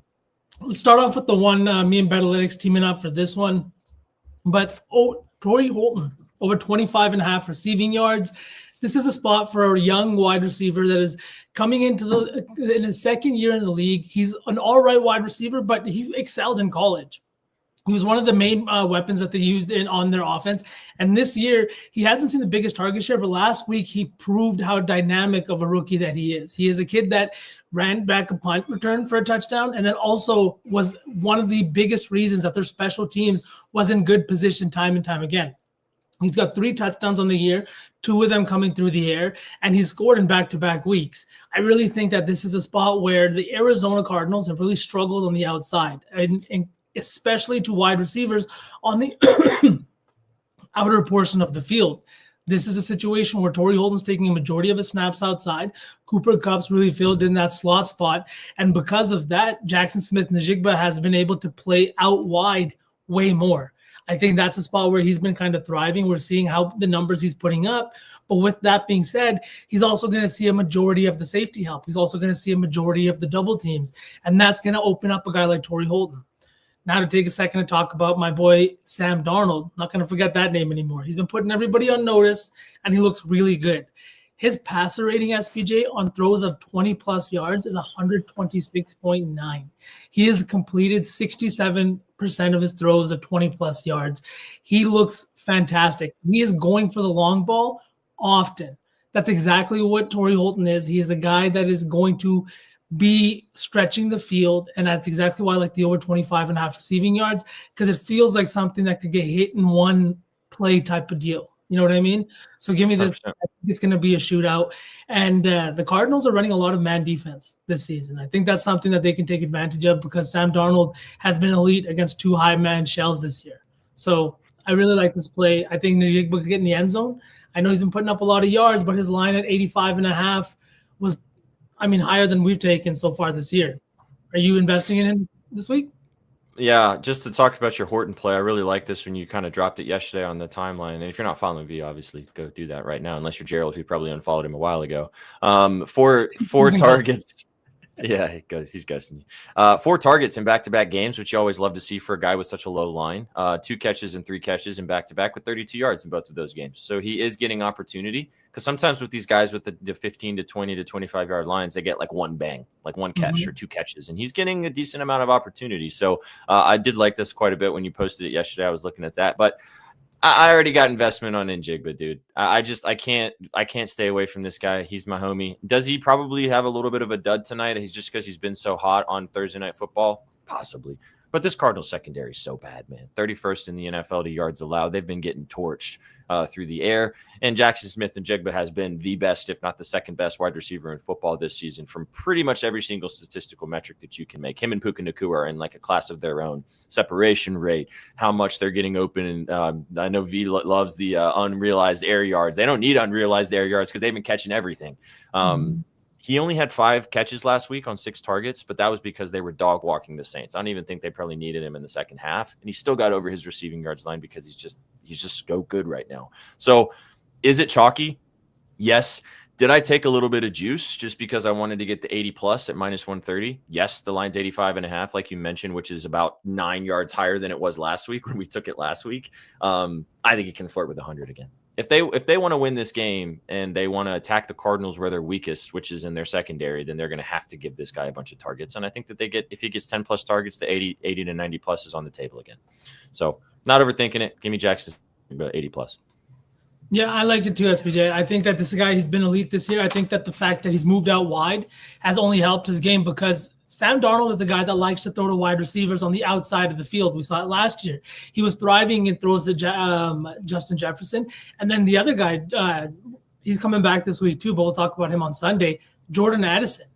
Addison's been fantastic too in this role, and I think it's because Sam Darnold really likes to have those wideouts playing deep, and that's why he's taking his shots this year. 100%. And Gerald, this is really funny that you say this because I said this to V on the show, that unrealized air yards is V's new potential assists. And he's actually going to be doing a TikTok video for you guys talking about unrealized air yards as well. So follow us on TikTok if you haven't already. Also, Colby, did you see what Colby posted on TikTok last night on our TikTok channel? About the MVP race? Yes, Colby posted a TikTok about the MVP race, and we have about 300 comments on that TikTok video of people either supporting Aaron Judge or saying that Cal Raleigh is, of course, the MVP. It's wonderful to go look at that thread. So go check that out if you haven't already. But yes, this is true, this is true, Gerald, and V is totally getting into this. I do like JSN a lot, but my favorite prop in this game, and you kind of touched on him a little bit too, is Sam Darnold. I really like Sam Darnold in this spot. I think the passing yards is a very comfortable line. I got 223.5. It's 224, 225 in some places.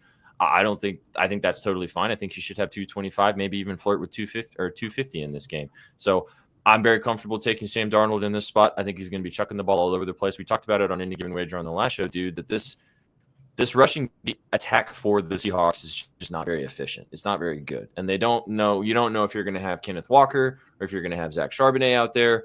Either one has not been fantastic. Charbonnet is obviously still banged up from that foot injury that he's been dealing with, so he should play tonight, but who knows how healthy he is. I think that they're just going to have to, if they want to win this game, Sam Darnold's going to have to throw the ball 30 to 35 times, and they're going to have to beat them through the air, and that's where the Cardinals are weakest. So I think the 223.5 pass yards makes a bunch of sense. I really like that play. This is probably my favorite. The JSN is just kind of a bet because I'm going to be pissed if he has 100 yards again. I don't bet it. One of those plays. But I really like Darnold in this spot. I think he's in a great spot today to really play well against this defense in Arizona. He's another guy that plays really well against his own defense, and this is exactly the kind of spot you're going to look for guys like Cooper Kupp and a guy like Jackson Smith-Njigba, guys who can find those spots in the zone. And just to go back to last week, they kind of played their asses off, all had big numbers. JSN went home with almost 100 yards, and he only played 49% of the snaps, and what was a blowout. Right. Yeah. Now you're going to come into a game. It's a divisional matchup on the road. I think it's going to be a lot closer. I think the line is showing us it's going to be a lot closer. And I really think he's going to have a couple of big gains today. Like, you know what I mean? Through the air. Yeah. His longest completions also could be an interesting way to take JSN if you don't want to take the big pop, because he should be able to catch a couple big ones like you mentioned. But if he catches a couple big ones, he's probably going to go over his line. So we'll see there. We do have our third horseman with us, which is going to be awesome. Perfect timing in the show to get him involved in the program.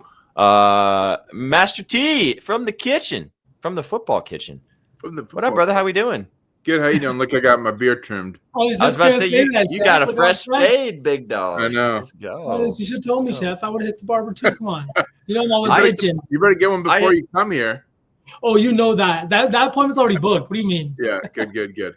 And I hit the told- barber too, man. This V is really slacking. Sheesh. Yeah. You're Mr. Shaggy today, I guess, right? I really Yeah, am, man. Damn. This is crazy. Oh, well, you're Vacation Mr. SCJ Shaggy. and fresh 'Cause cut you're- Right. Chef. Right. Yeah. You're Shaggy, but I'm actually Mr. Shaggy, or Yeah, Shaggy exactly, Pants. yeah. Shaggy Pants Jesus is what Yeah. Padge said in the chat. Exactly. Well, welcome to the show, brother. How you doing? Yeah. Fine. Good. Mr. Football McBride Tutty. That's my play. My lotto play. Oh, let's Yeah. go. Yeah. That's my lotto. So play.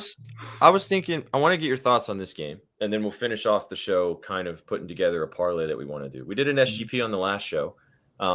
So what I was thinking is we could have a little more fun and do like a little more of a lotto SGP, like something a little more like 3 to 4 legs, trying to get into like the 1,500 to 2,000 range type of vibe. Because I actually really like the SGP from the previous show, and I don't want to have to like double dip onto like plus 500 or plus 1,000 SGPs. Like that's no fun.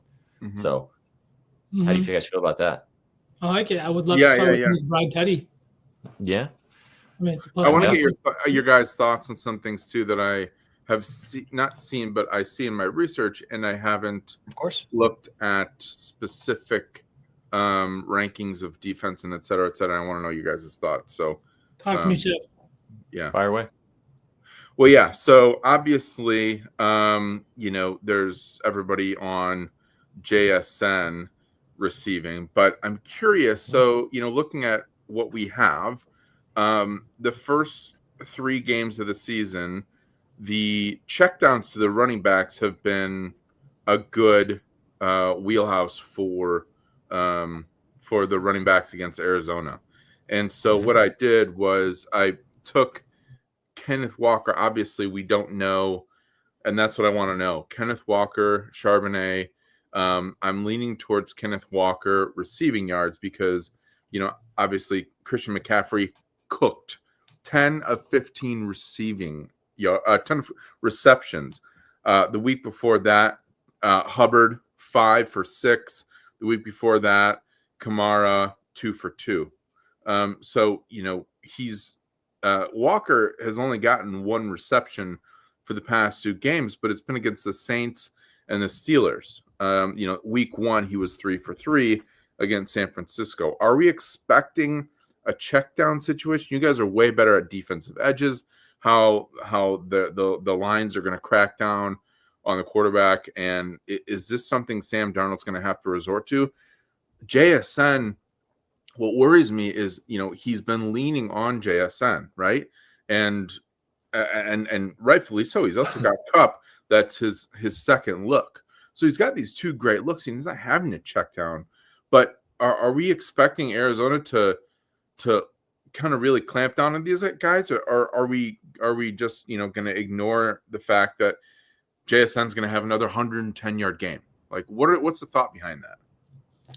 So the way I approach this, I'm looking at the pass rush. From what we've seen over the last few weeks, a lot of the running backs that are kind of thriving in the receiving game, if they're not a pass catching running back already, like Bijan Robinson, it's guys that have faced like very heavy pass rushes. Green Bay, Cleveland are two of the top teams giving up receptions to running backs, and it's because guys like Myles Garrett and Micah Parsons are getting home.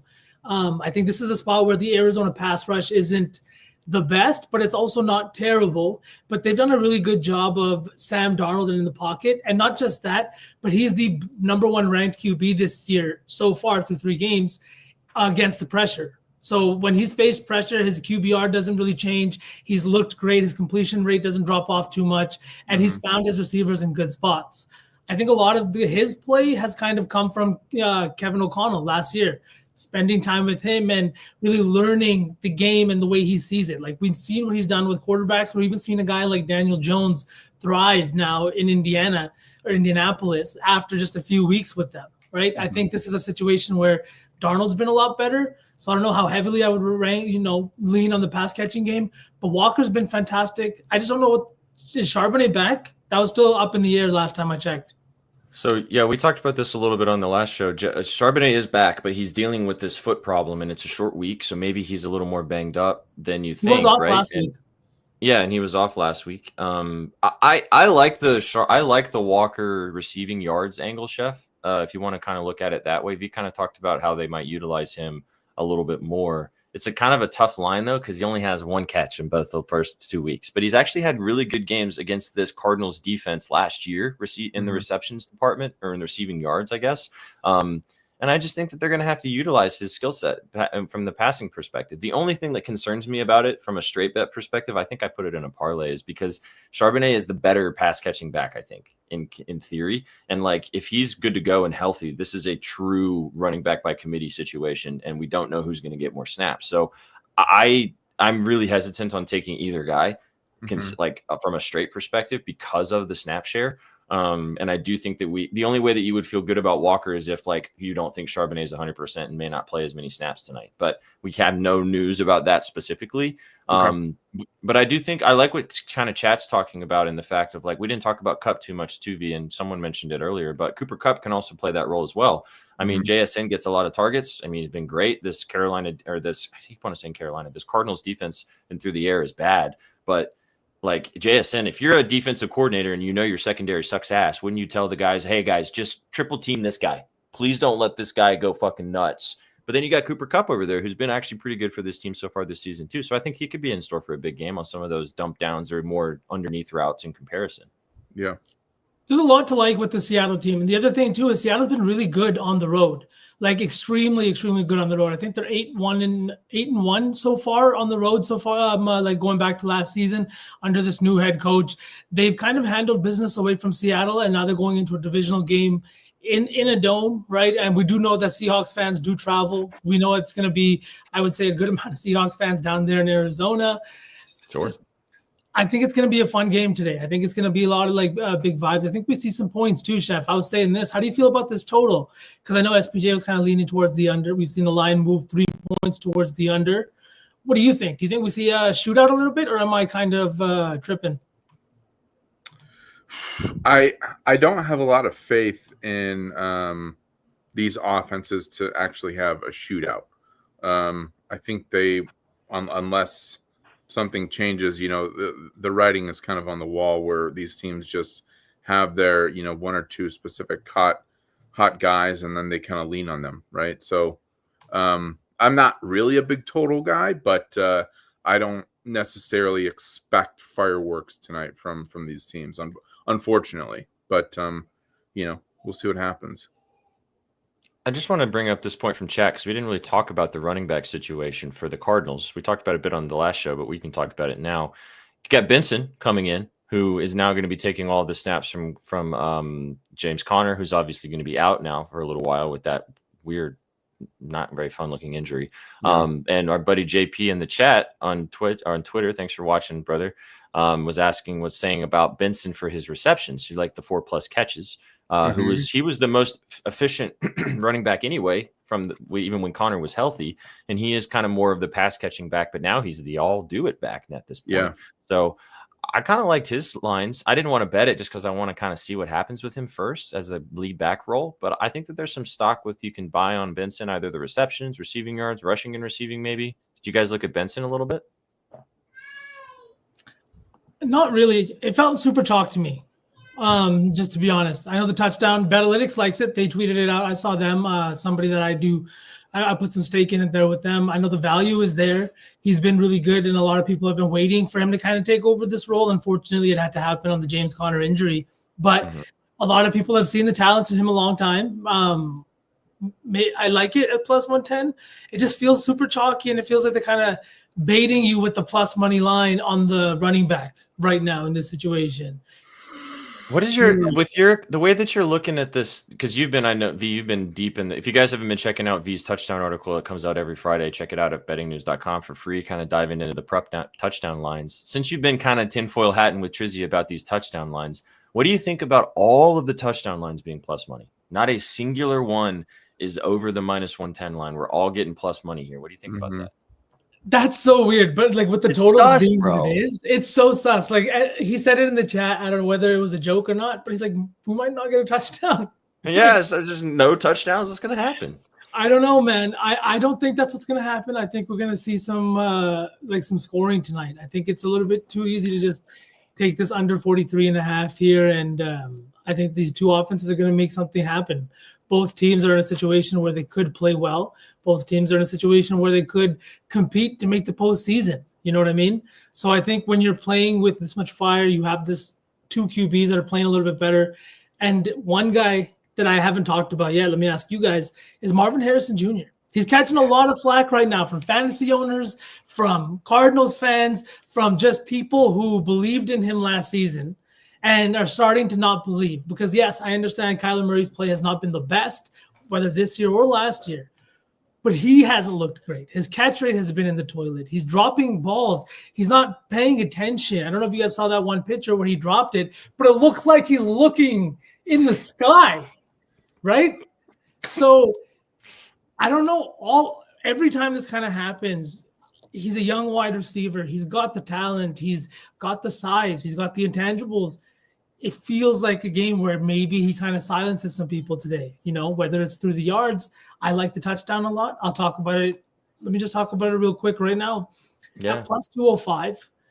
I like the touchdown here. Like, not Danny, it was Adam said it prior to this. He was like, he doesn't like looking at McBride once you get down here in the end zone. He likes looking at the wide receiver. And I think a lot of it has to do with the size matchup that Marvin Harrison has when you get down here in the red zone. This is a Seahawks defense that has been good, especially their secondary. Joby has been fantastic. He's been a great addition, but Tariq Woolen has really underperformed from the people, like the way people were talking about it at the end of last season. And I think that this is a game where he can take advantage of that, both with his size and just the threat that he brings once you get closer to the end zone. I like the situation. I like the plus 205. But what do you guys think? Is Marvin Harrison cooked, or is this like a redemption day on primetime? I love him. I actually wanted to bet it, to be honest. I like the bounce back angle you're talking about. Watching the couple highlights I've seen as well of them popping up on red zone or things like that too. There's been a couple plays where Marvin Harrison Jr. was like a step away from a 90-yard bomb, similar to the Matthew Golden conversation we've had, V, with like, it's just not quite there, but it's like, it's so close.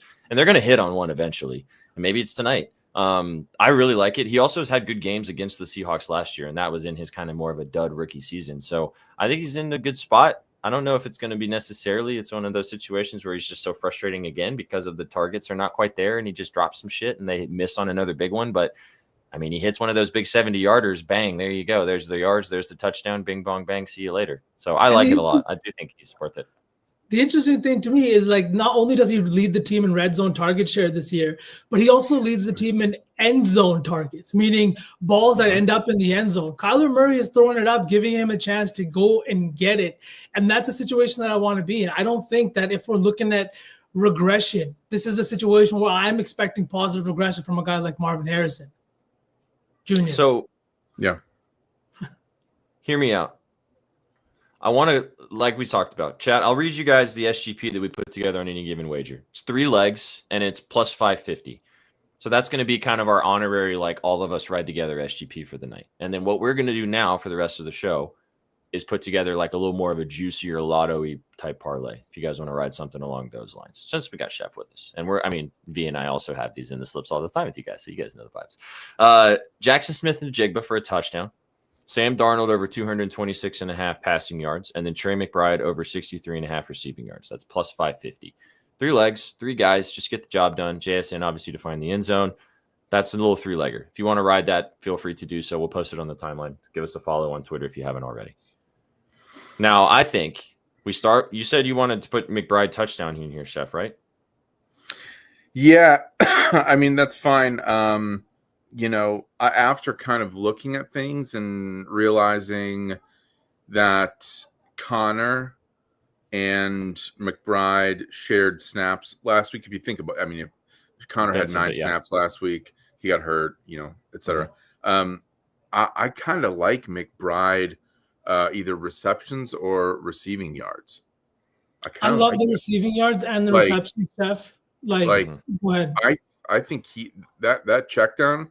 We know Murray is very capable of scrambling for 20 yards, but if he knows that he can start utilizing this new catch passing running back, I kind of like it. Like this is, I'm not seeing anybody talk about this. Like, can we take a second to appreciate catch passing? Because that was great.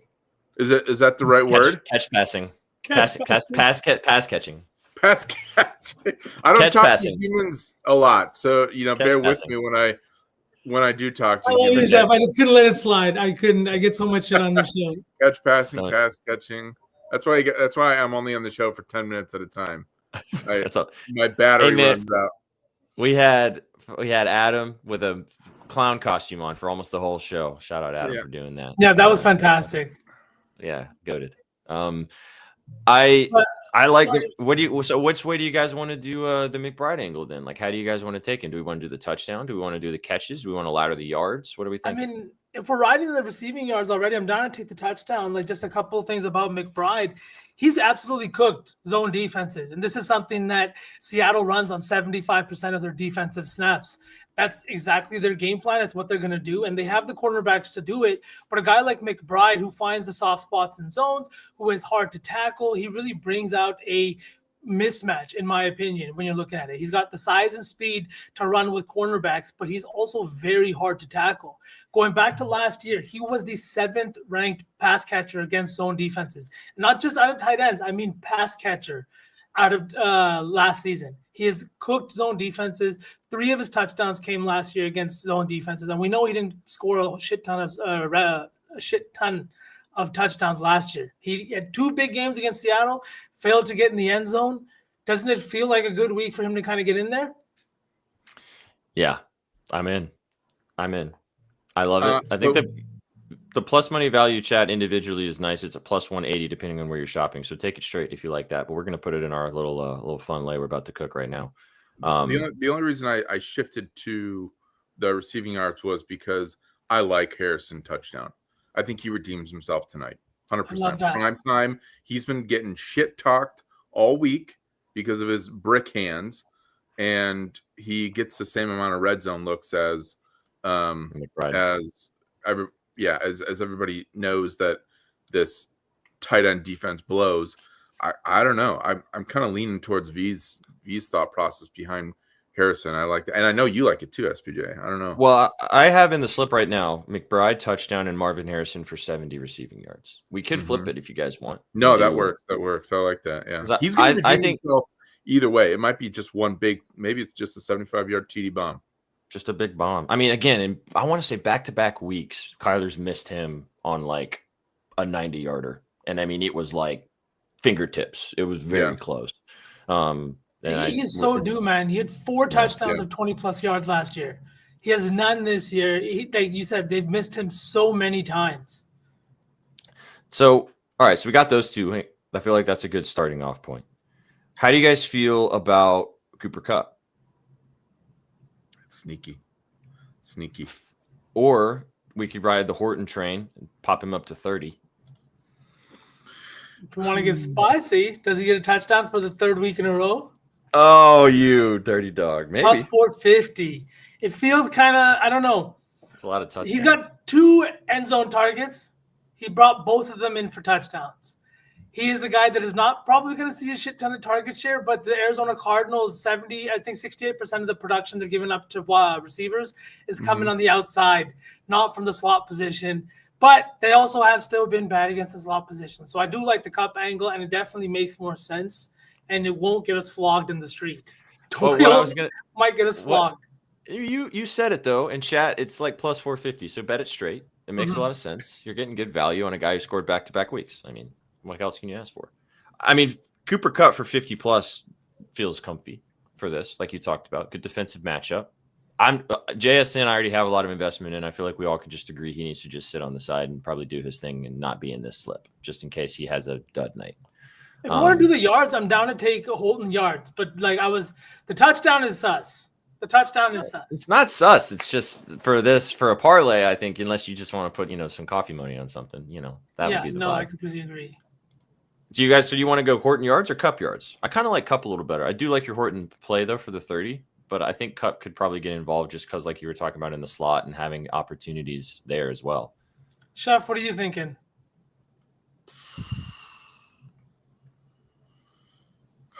I flip a coin at this point. Honestly, I can't decide.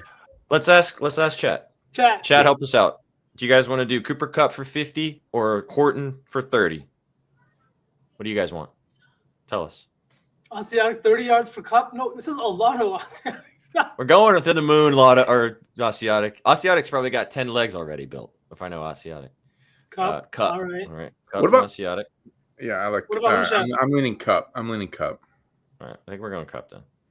So the Coop from Alexander. What's up, Alexander? Coop 8. Spider. Sorry, my bad. All right, so McBride touchdown, Marvin Harrison 70 plus, Cooper to Cup for 50. That's 13 plus 1301. What on the real? I think Cup scores from Damien. I was just gonna say, should we take Cup touchdown? That's grody, dude. Guys, like plus 300 for Cooper Cup. Cooper Cup triple count winner 3 years ago. Come on. You're gonna be. I'm gonna be in shambles, bro. If we put Cooper Kupp in here and your dog Horton scores again. Oh my god, I'll be in shambles, but I'll be in like happy because you bet it. Yeah. But Wait, who is Ed E. Arroyo? Who's that? Tight end for the Seattle Seahawks. Backup tight end. What's his number? He's Anytime. plus like. Oh wait. He's plus 1,000. Adam said some of his buddy told him to bet him. He's so gotten money on. Hold on, I need to do some research because he seems like a red zone guy. What I'm looking at. Have you guys heard anything or seen anything about that? No, if you look at it, like he does have 2 red zone targets this season, but they only have 8 red zone trips. Like they don't have like the Seahawks have been making big plays. I've realized that Sook, the way the Sook likes to bet touchdown scores is he looks for the biggest body blocking tight end and then goes and finds him in the touchdown department, and then they end up scoring like 75% of the time. So what is Sook saying? Where's Sook? He likes him. He was texting about it. Arroyo? Yeah. Oh, sweet. Arroyo. Yeah. Let me put him on in my there. ban list. You can take him out, Kyle, if you don't want him in here. That makes sense. As always, chat, we're just giving you guys the moves. If you want to tail with us, feel free to do so. If you don't, you can take out what you don't like, put in what you do like, have some fun with it. Yeah, Sook loves it. What play are we looking out. at, Chef? I'm only seeing his touchdown. I think that's all you can bet on him. He doesn't have any like receiving yards or anything like that, right? What do you guys think about Murray in this spot? Because his passing yards is so low. It's 211.5. And I get the argument people saying that his rushing is nice and he's like 27.5, but he doesn't have good rushing games against the Seahawks defense. Even though he's hit the rushing yards line in 3 straight games. I think he can maybe get some stuff done through the air. You guys like that? He doesn't like, from what I've seen, he doesn't like running. I don't know why. Like I bet him that 1 week he hit, but it was very much an under pressure kind of scramble situation where not like he's a mobile QB. Why is his line sitting at 27.5? He's one of those guys with his mobility that could sit top 3, 4 in the league in rushing yards. In terms of quarterbacks, I don't know why he does it, and that's what frustrates me. Well, his passing yards he had 220 against Carolina, 159 against San Francisco, but a tougher defense, obviously. Higher on the completion percentage, just because that's the type of passer that he is. But we talked about it with Marvin Harrison. He's missed on a couple of these like ginormous chunk plays / big time plays. He hit a couple of those, that bumps those yards up to like 275, almost 300 range, right? Mm-hmm. And against the Seahawks, last 2 matchups last season, and the game, both of them, obviously they played twice, being divisional opponents. 259 and 285 passing yards in those games. Both of them. Cooked him through the air. I like his we could take him to 225. That's plus money. I'm sorry. Can you just remind me where we're at? We have 3 legs. Trey McBride for a touchdown. So that's got to be a pass from, Kyler. Marvin Harrison Jr. 70 plus. That's got to be a pass from Kyler. And then Cooper Kupp for 50 plus. Do we need a touchdown score from the Seahawks side? I kind of like the Murray angle, bro. 225 plus. Do you not like them? Is Murray just on your ban list or something? Well, no, I just look at me. He hates it. He's like, I don't want to bet this guy. There, I've watched this guy, and I've got money invested on Marvin Harrison Jr. now on Trey McBride, and then just and do we want 3 Cardinals in this? Because that's right. What that is, then, isn't it? That's true. I mean, you have him to win. You like him. I mean, yeah, but I also hate maybe I'm weird, but I like to even out my parlays. I don't know. That sounds weird. You like diversifying? Yeah. I don't know. I mean, could we take Kenneth Walker to score? Take some chalk? Oh no, I hate it. Plus money. It is. It's actually minus 105, but yeah. Charbonnet's plus 175. I kind of like that a little better. It was tough. This is tough. This is the moment where, that's why I think that we're not going to see fireworks is we're struggling to find who our next guy. Do we take the Kupp touchdown and Horton yards and let her rattle off that way? How about this? We could be, but I'll say one more thing. You're going to hate this because I know you like the over. If we put the under in this parlay, that's so gross. It is plus 48.08. That's so gross. There we go. Yeah, Chef. There we go. I mean, I have it in the parlay I posted now last we're night, so we don't have to with go. We don't gas. Gasoline. We don't have to do that. That was just a suggestion. I know. Look at V. This is stressing him out even more than Kyler. Are we taking the under 43.5? Oh man. Here's an idea. Ooh. Under receptions for Marvin Harrison. Oh, it's 3.5, bro. You think he's gonna catch 3 passes? 3 passes, 70 yards. He gets 2 bombs. That is even sweatier, man. Put the under 43.5 in here. I'd rather take that. See, that's I'm playing mind games, but I'll allow it. See, Kyle's just not going to tell this at all because he hates Kupp and he hates the under. So GG's, Kyle. I hate the under too, but you don't see me bitching about it, right? If this game soars over, I have 2 parlays that are going to just die in my slips, which is, whatever. It's disgusting, but it jacks the odds up 5 times. That's a move. Let's do what Crazy Pellet's saying. See, What? Crazy Pellet's smart. Let's take the under 46.5, the OG line. Okay. That is smart. Okay. You know what I'm saying? Yeah. Because then if it lands in that middle section, we're not getting screwed. And we're still going to... Chef. Oh, chat, drop a dub if you're having fun, man. Did you guys see Chef's header today? Chef's what? Chef's header. Oh yeah, well I said it. That's my dude, I really like this Benson receptions. I might ladder his receiving yards.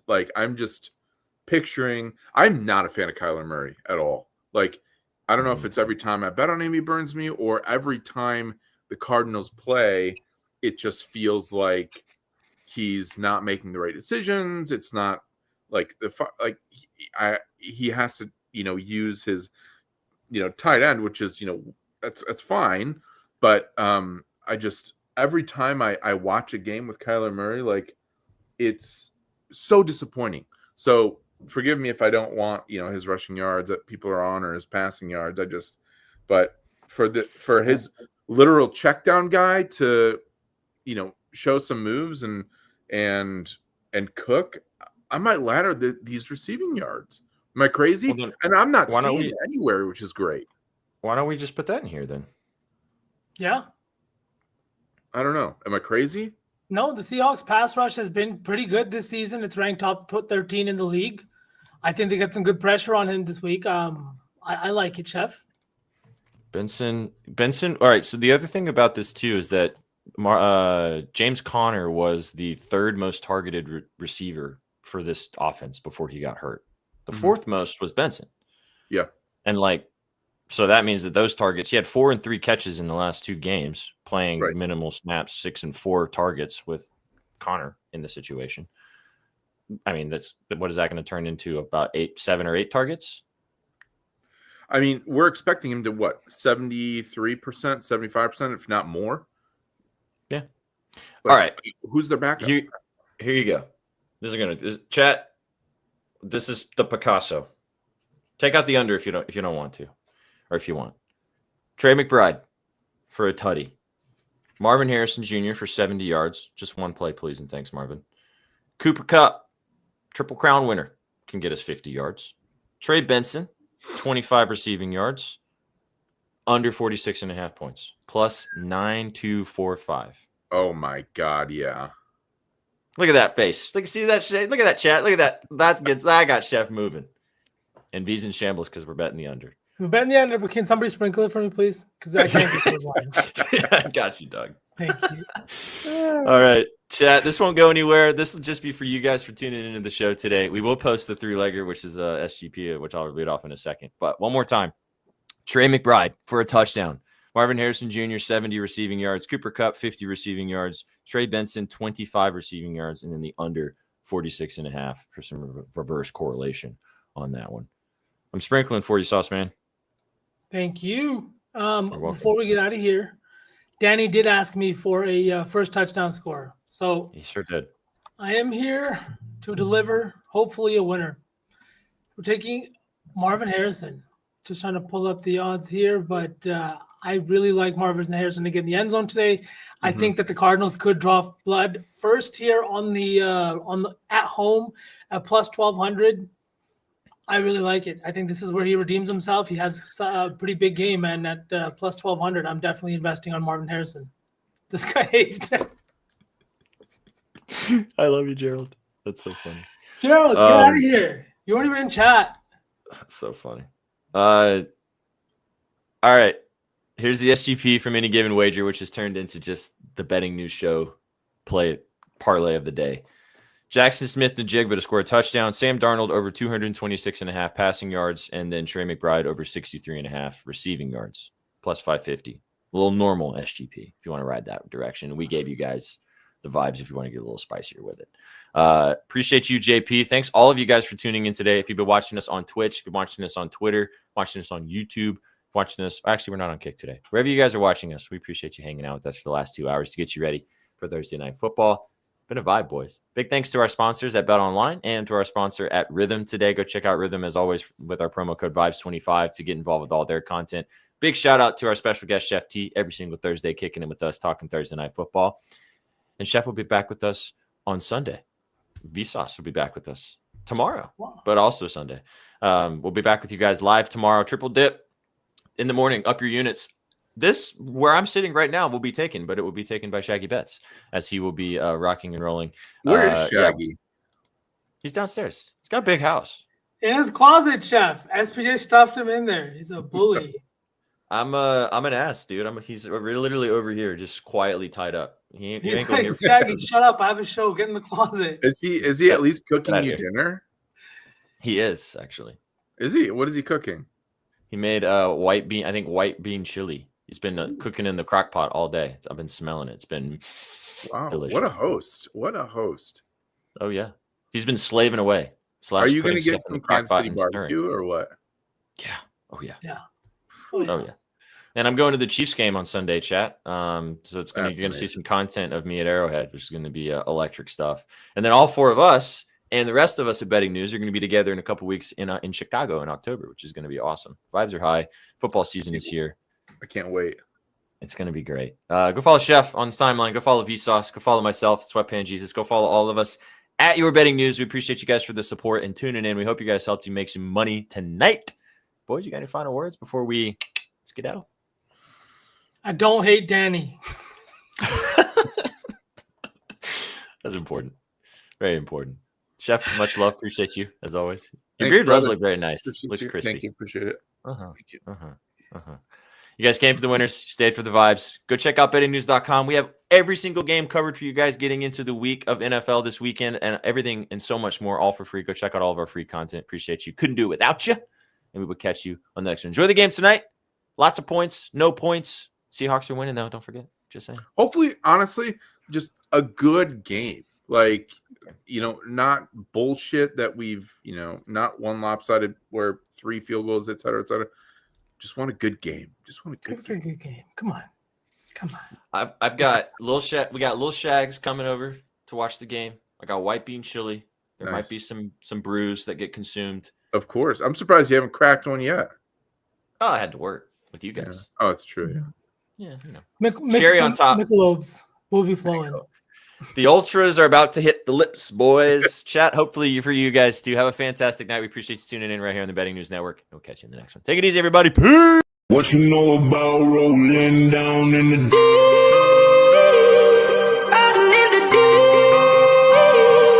Down in the deep. Now I know y'all be loving this shit right here. Rolling. What you gonna do? What you gonna do now? In the rolling. What you gonna do? Right, y'all be loving this shit. What you know about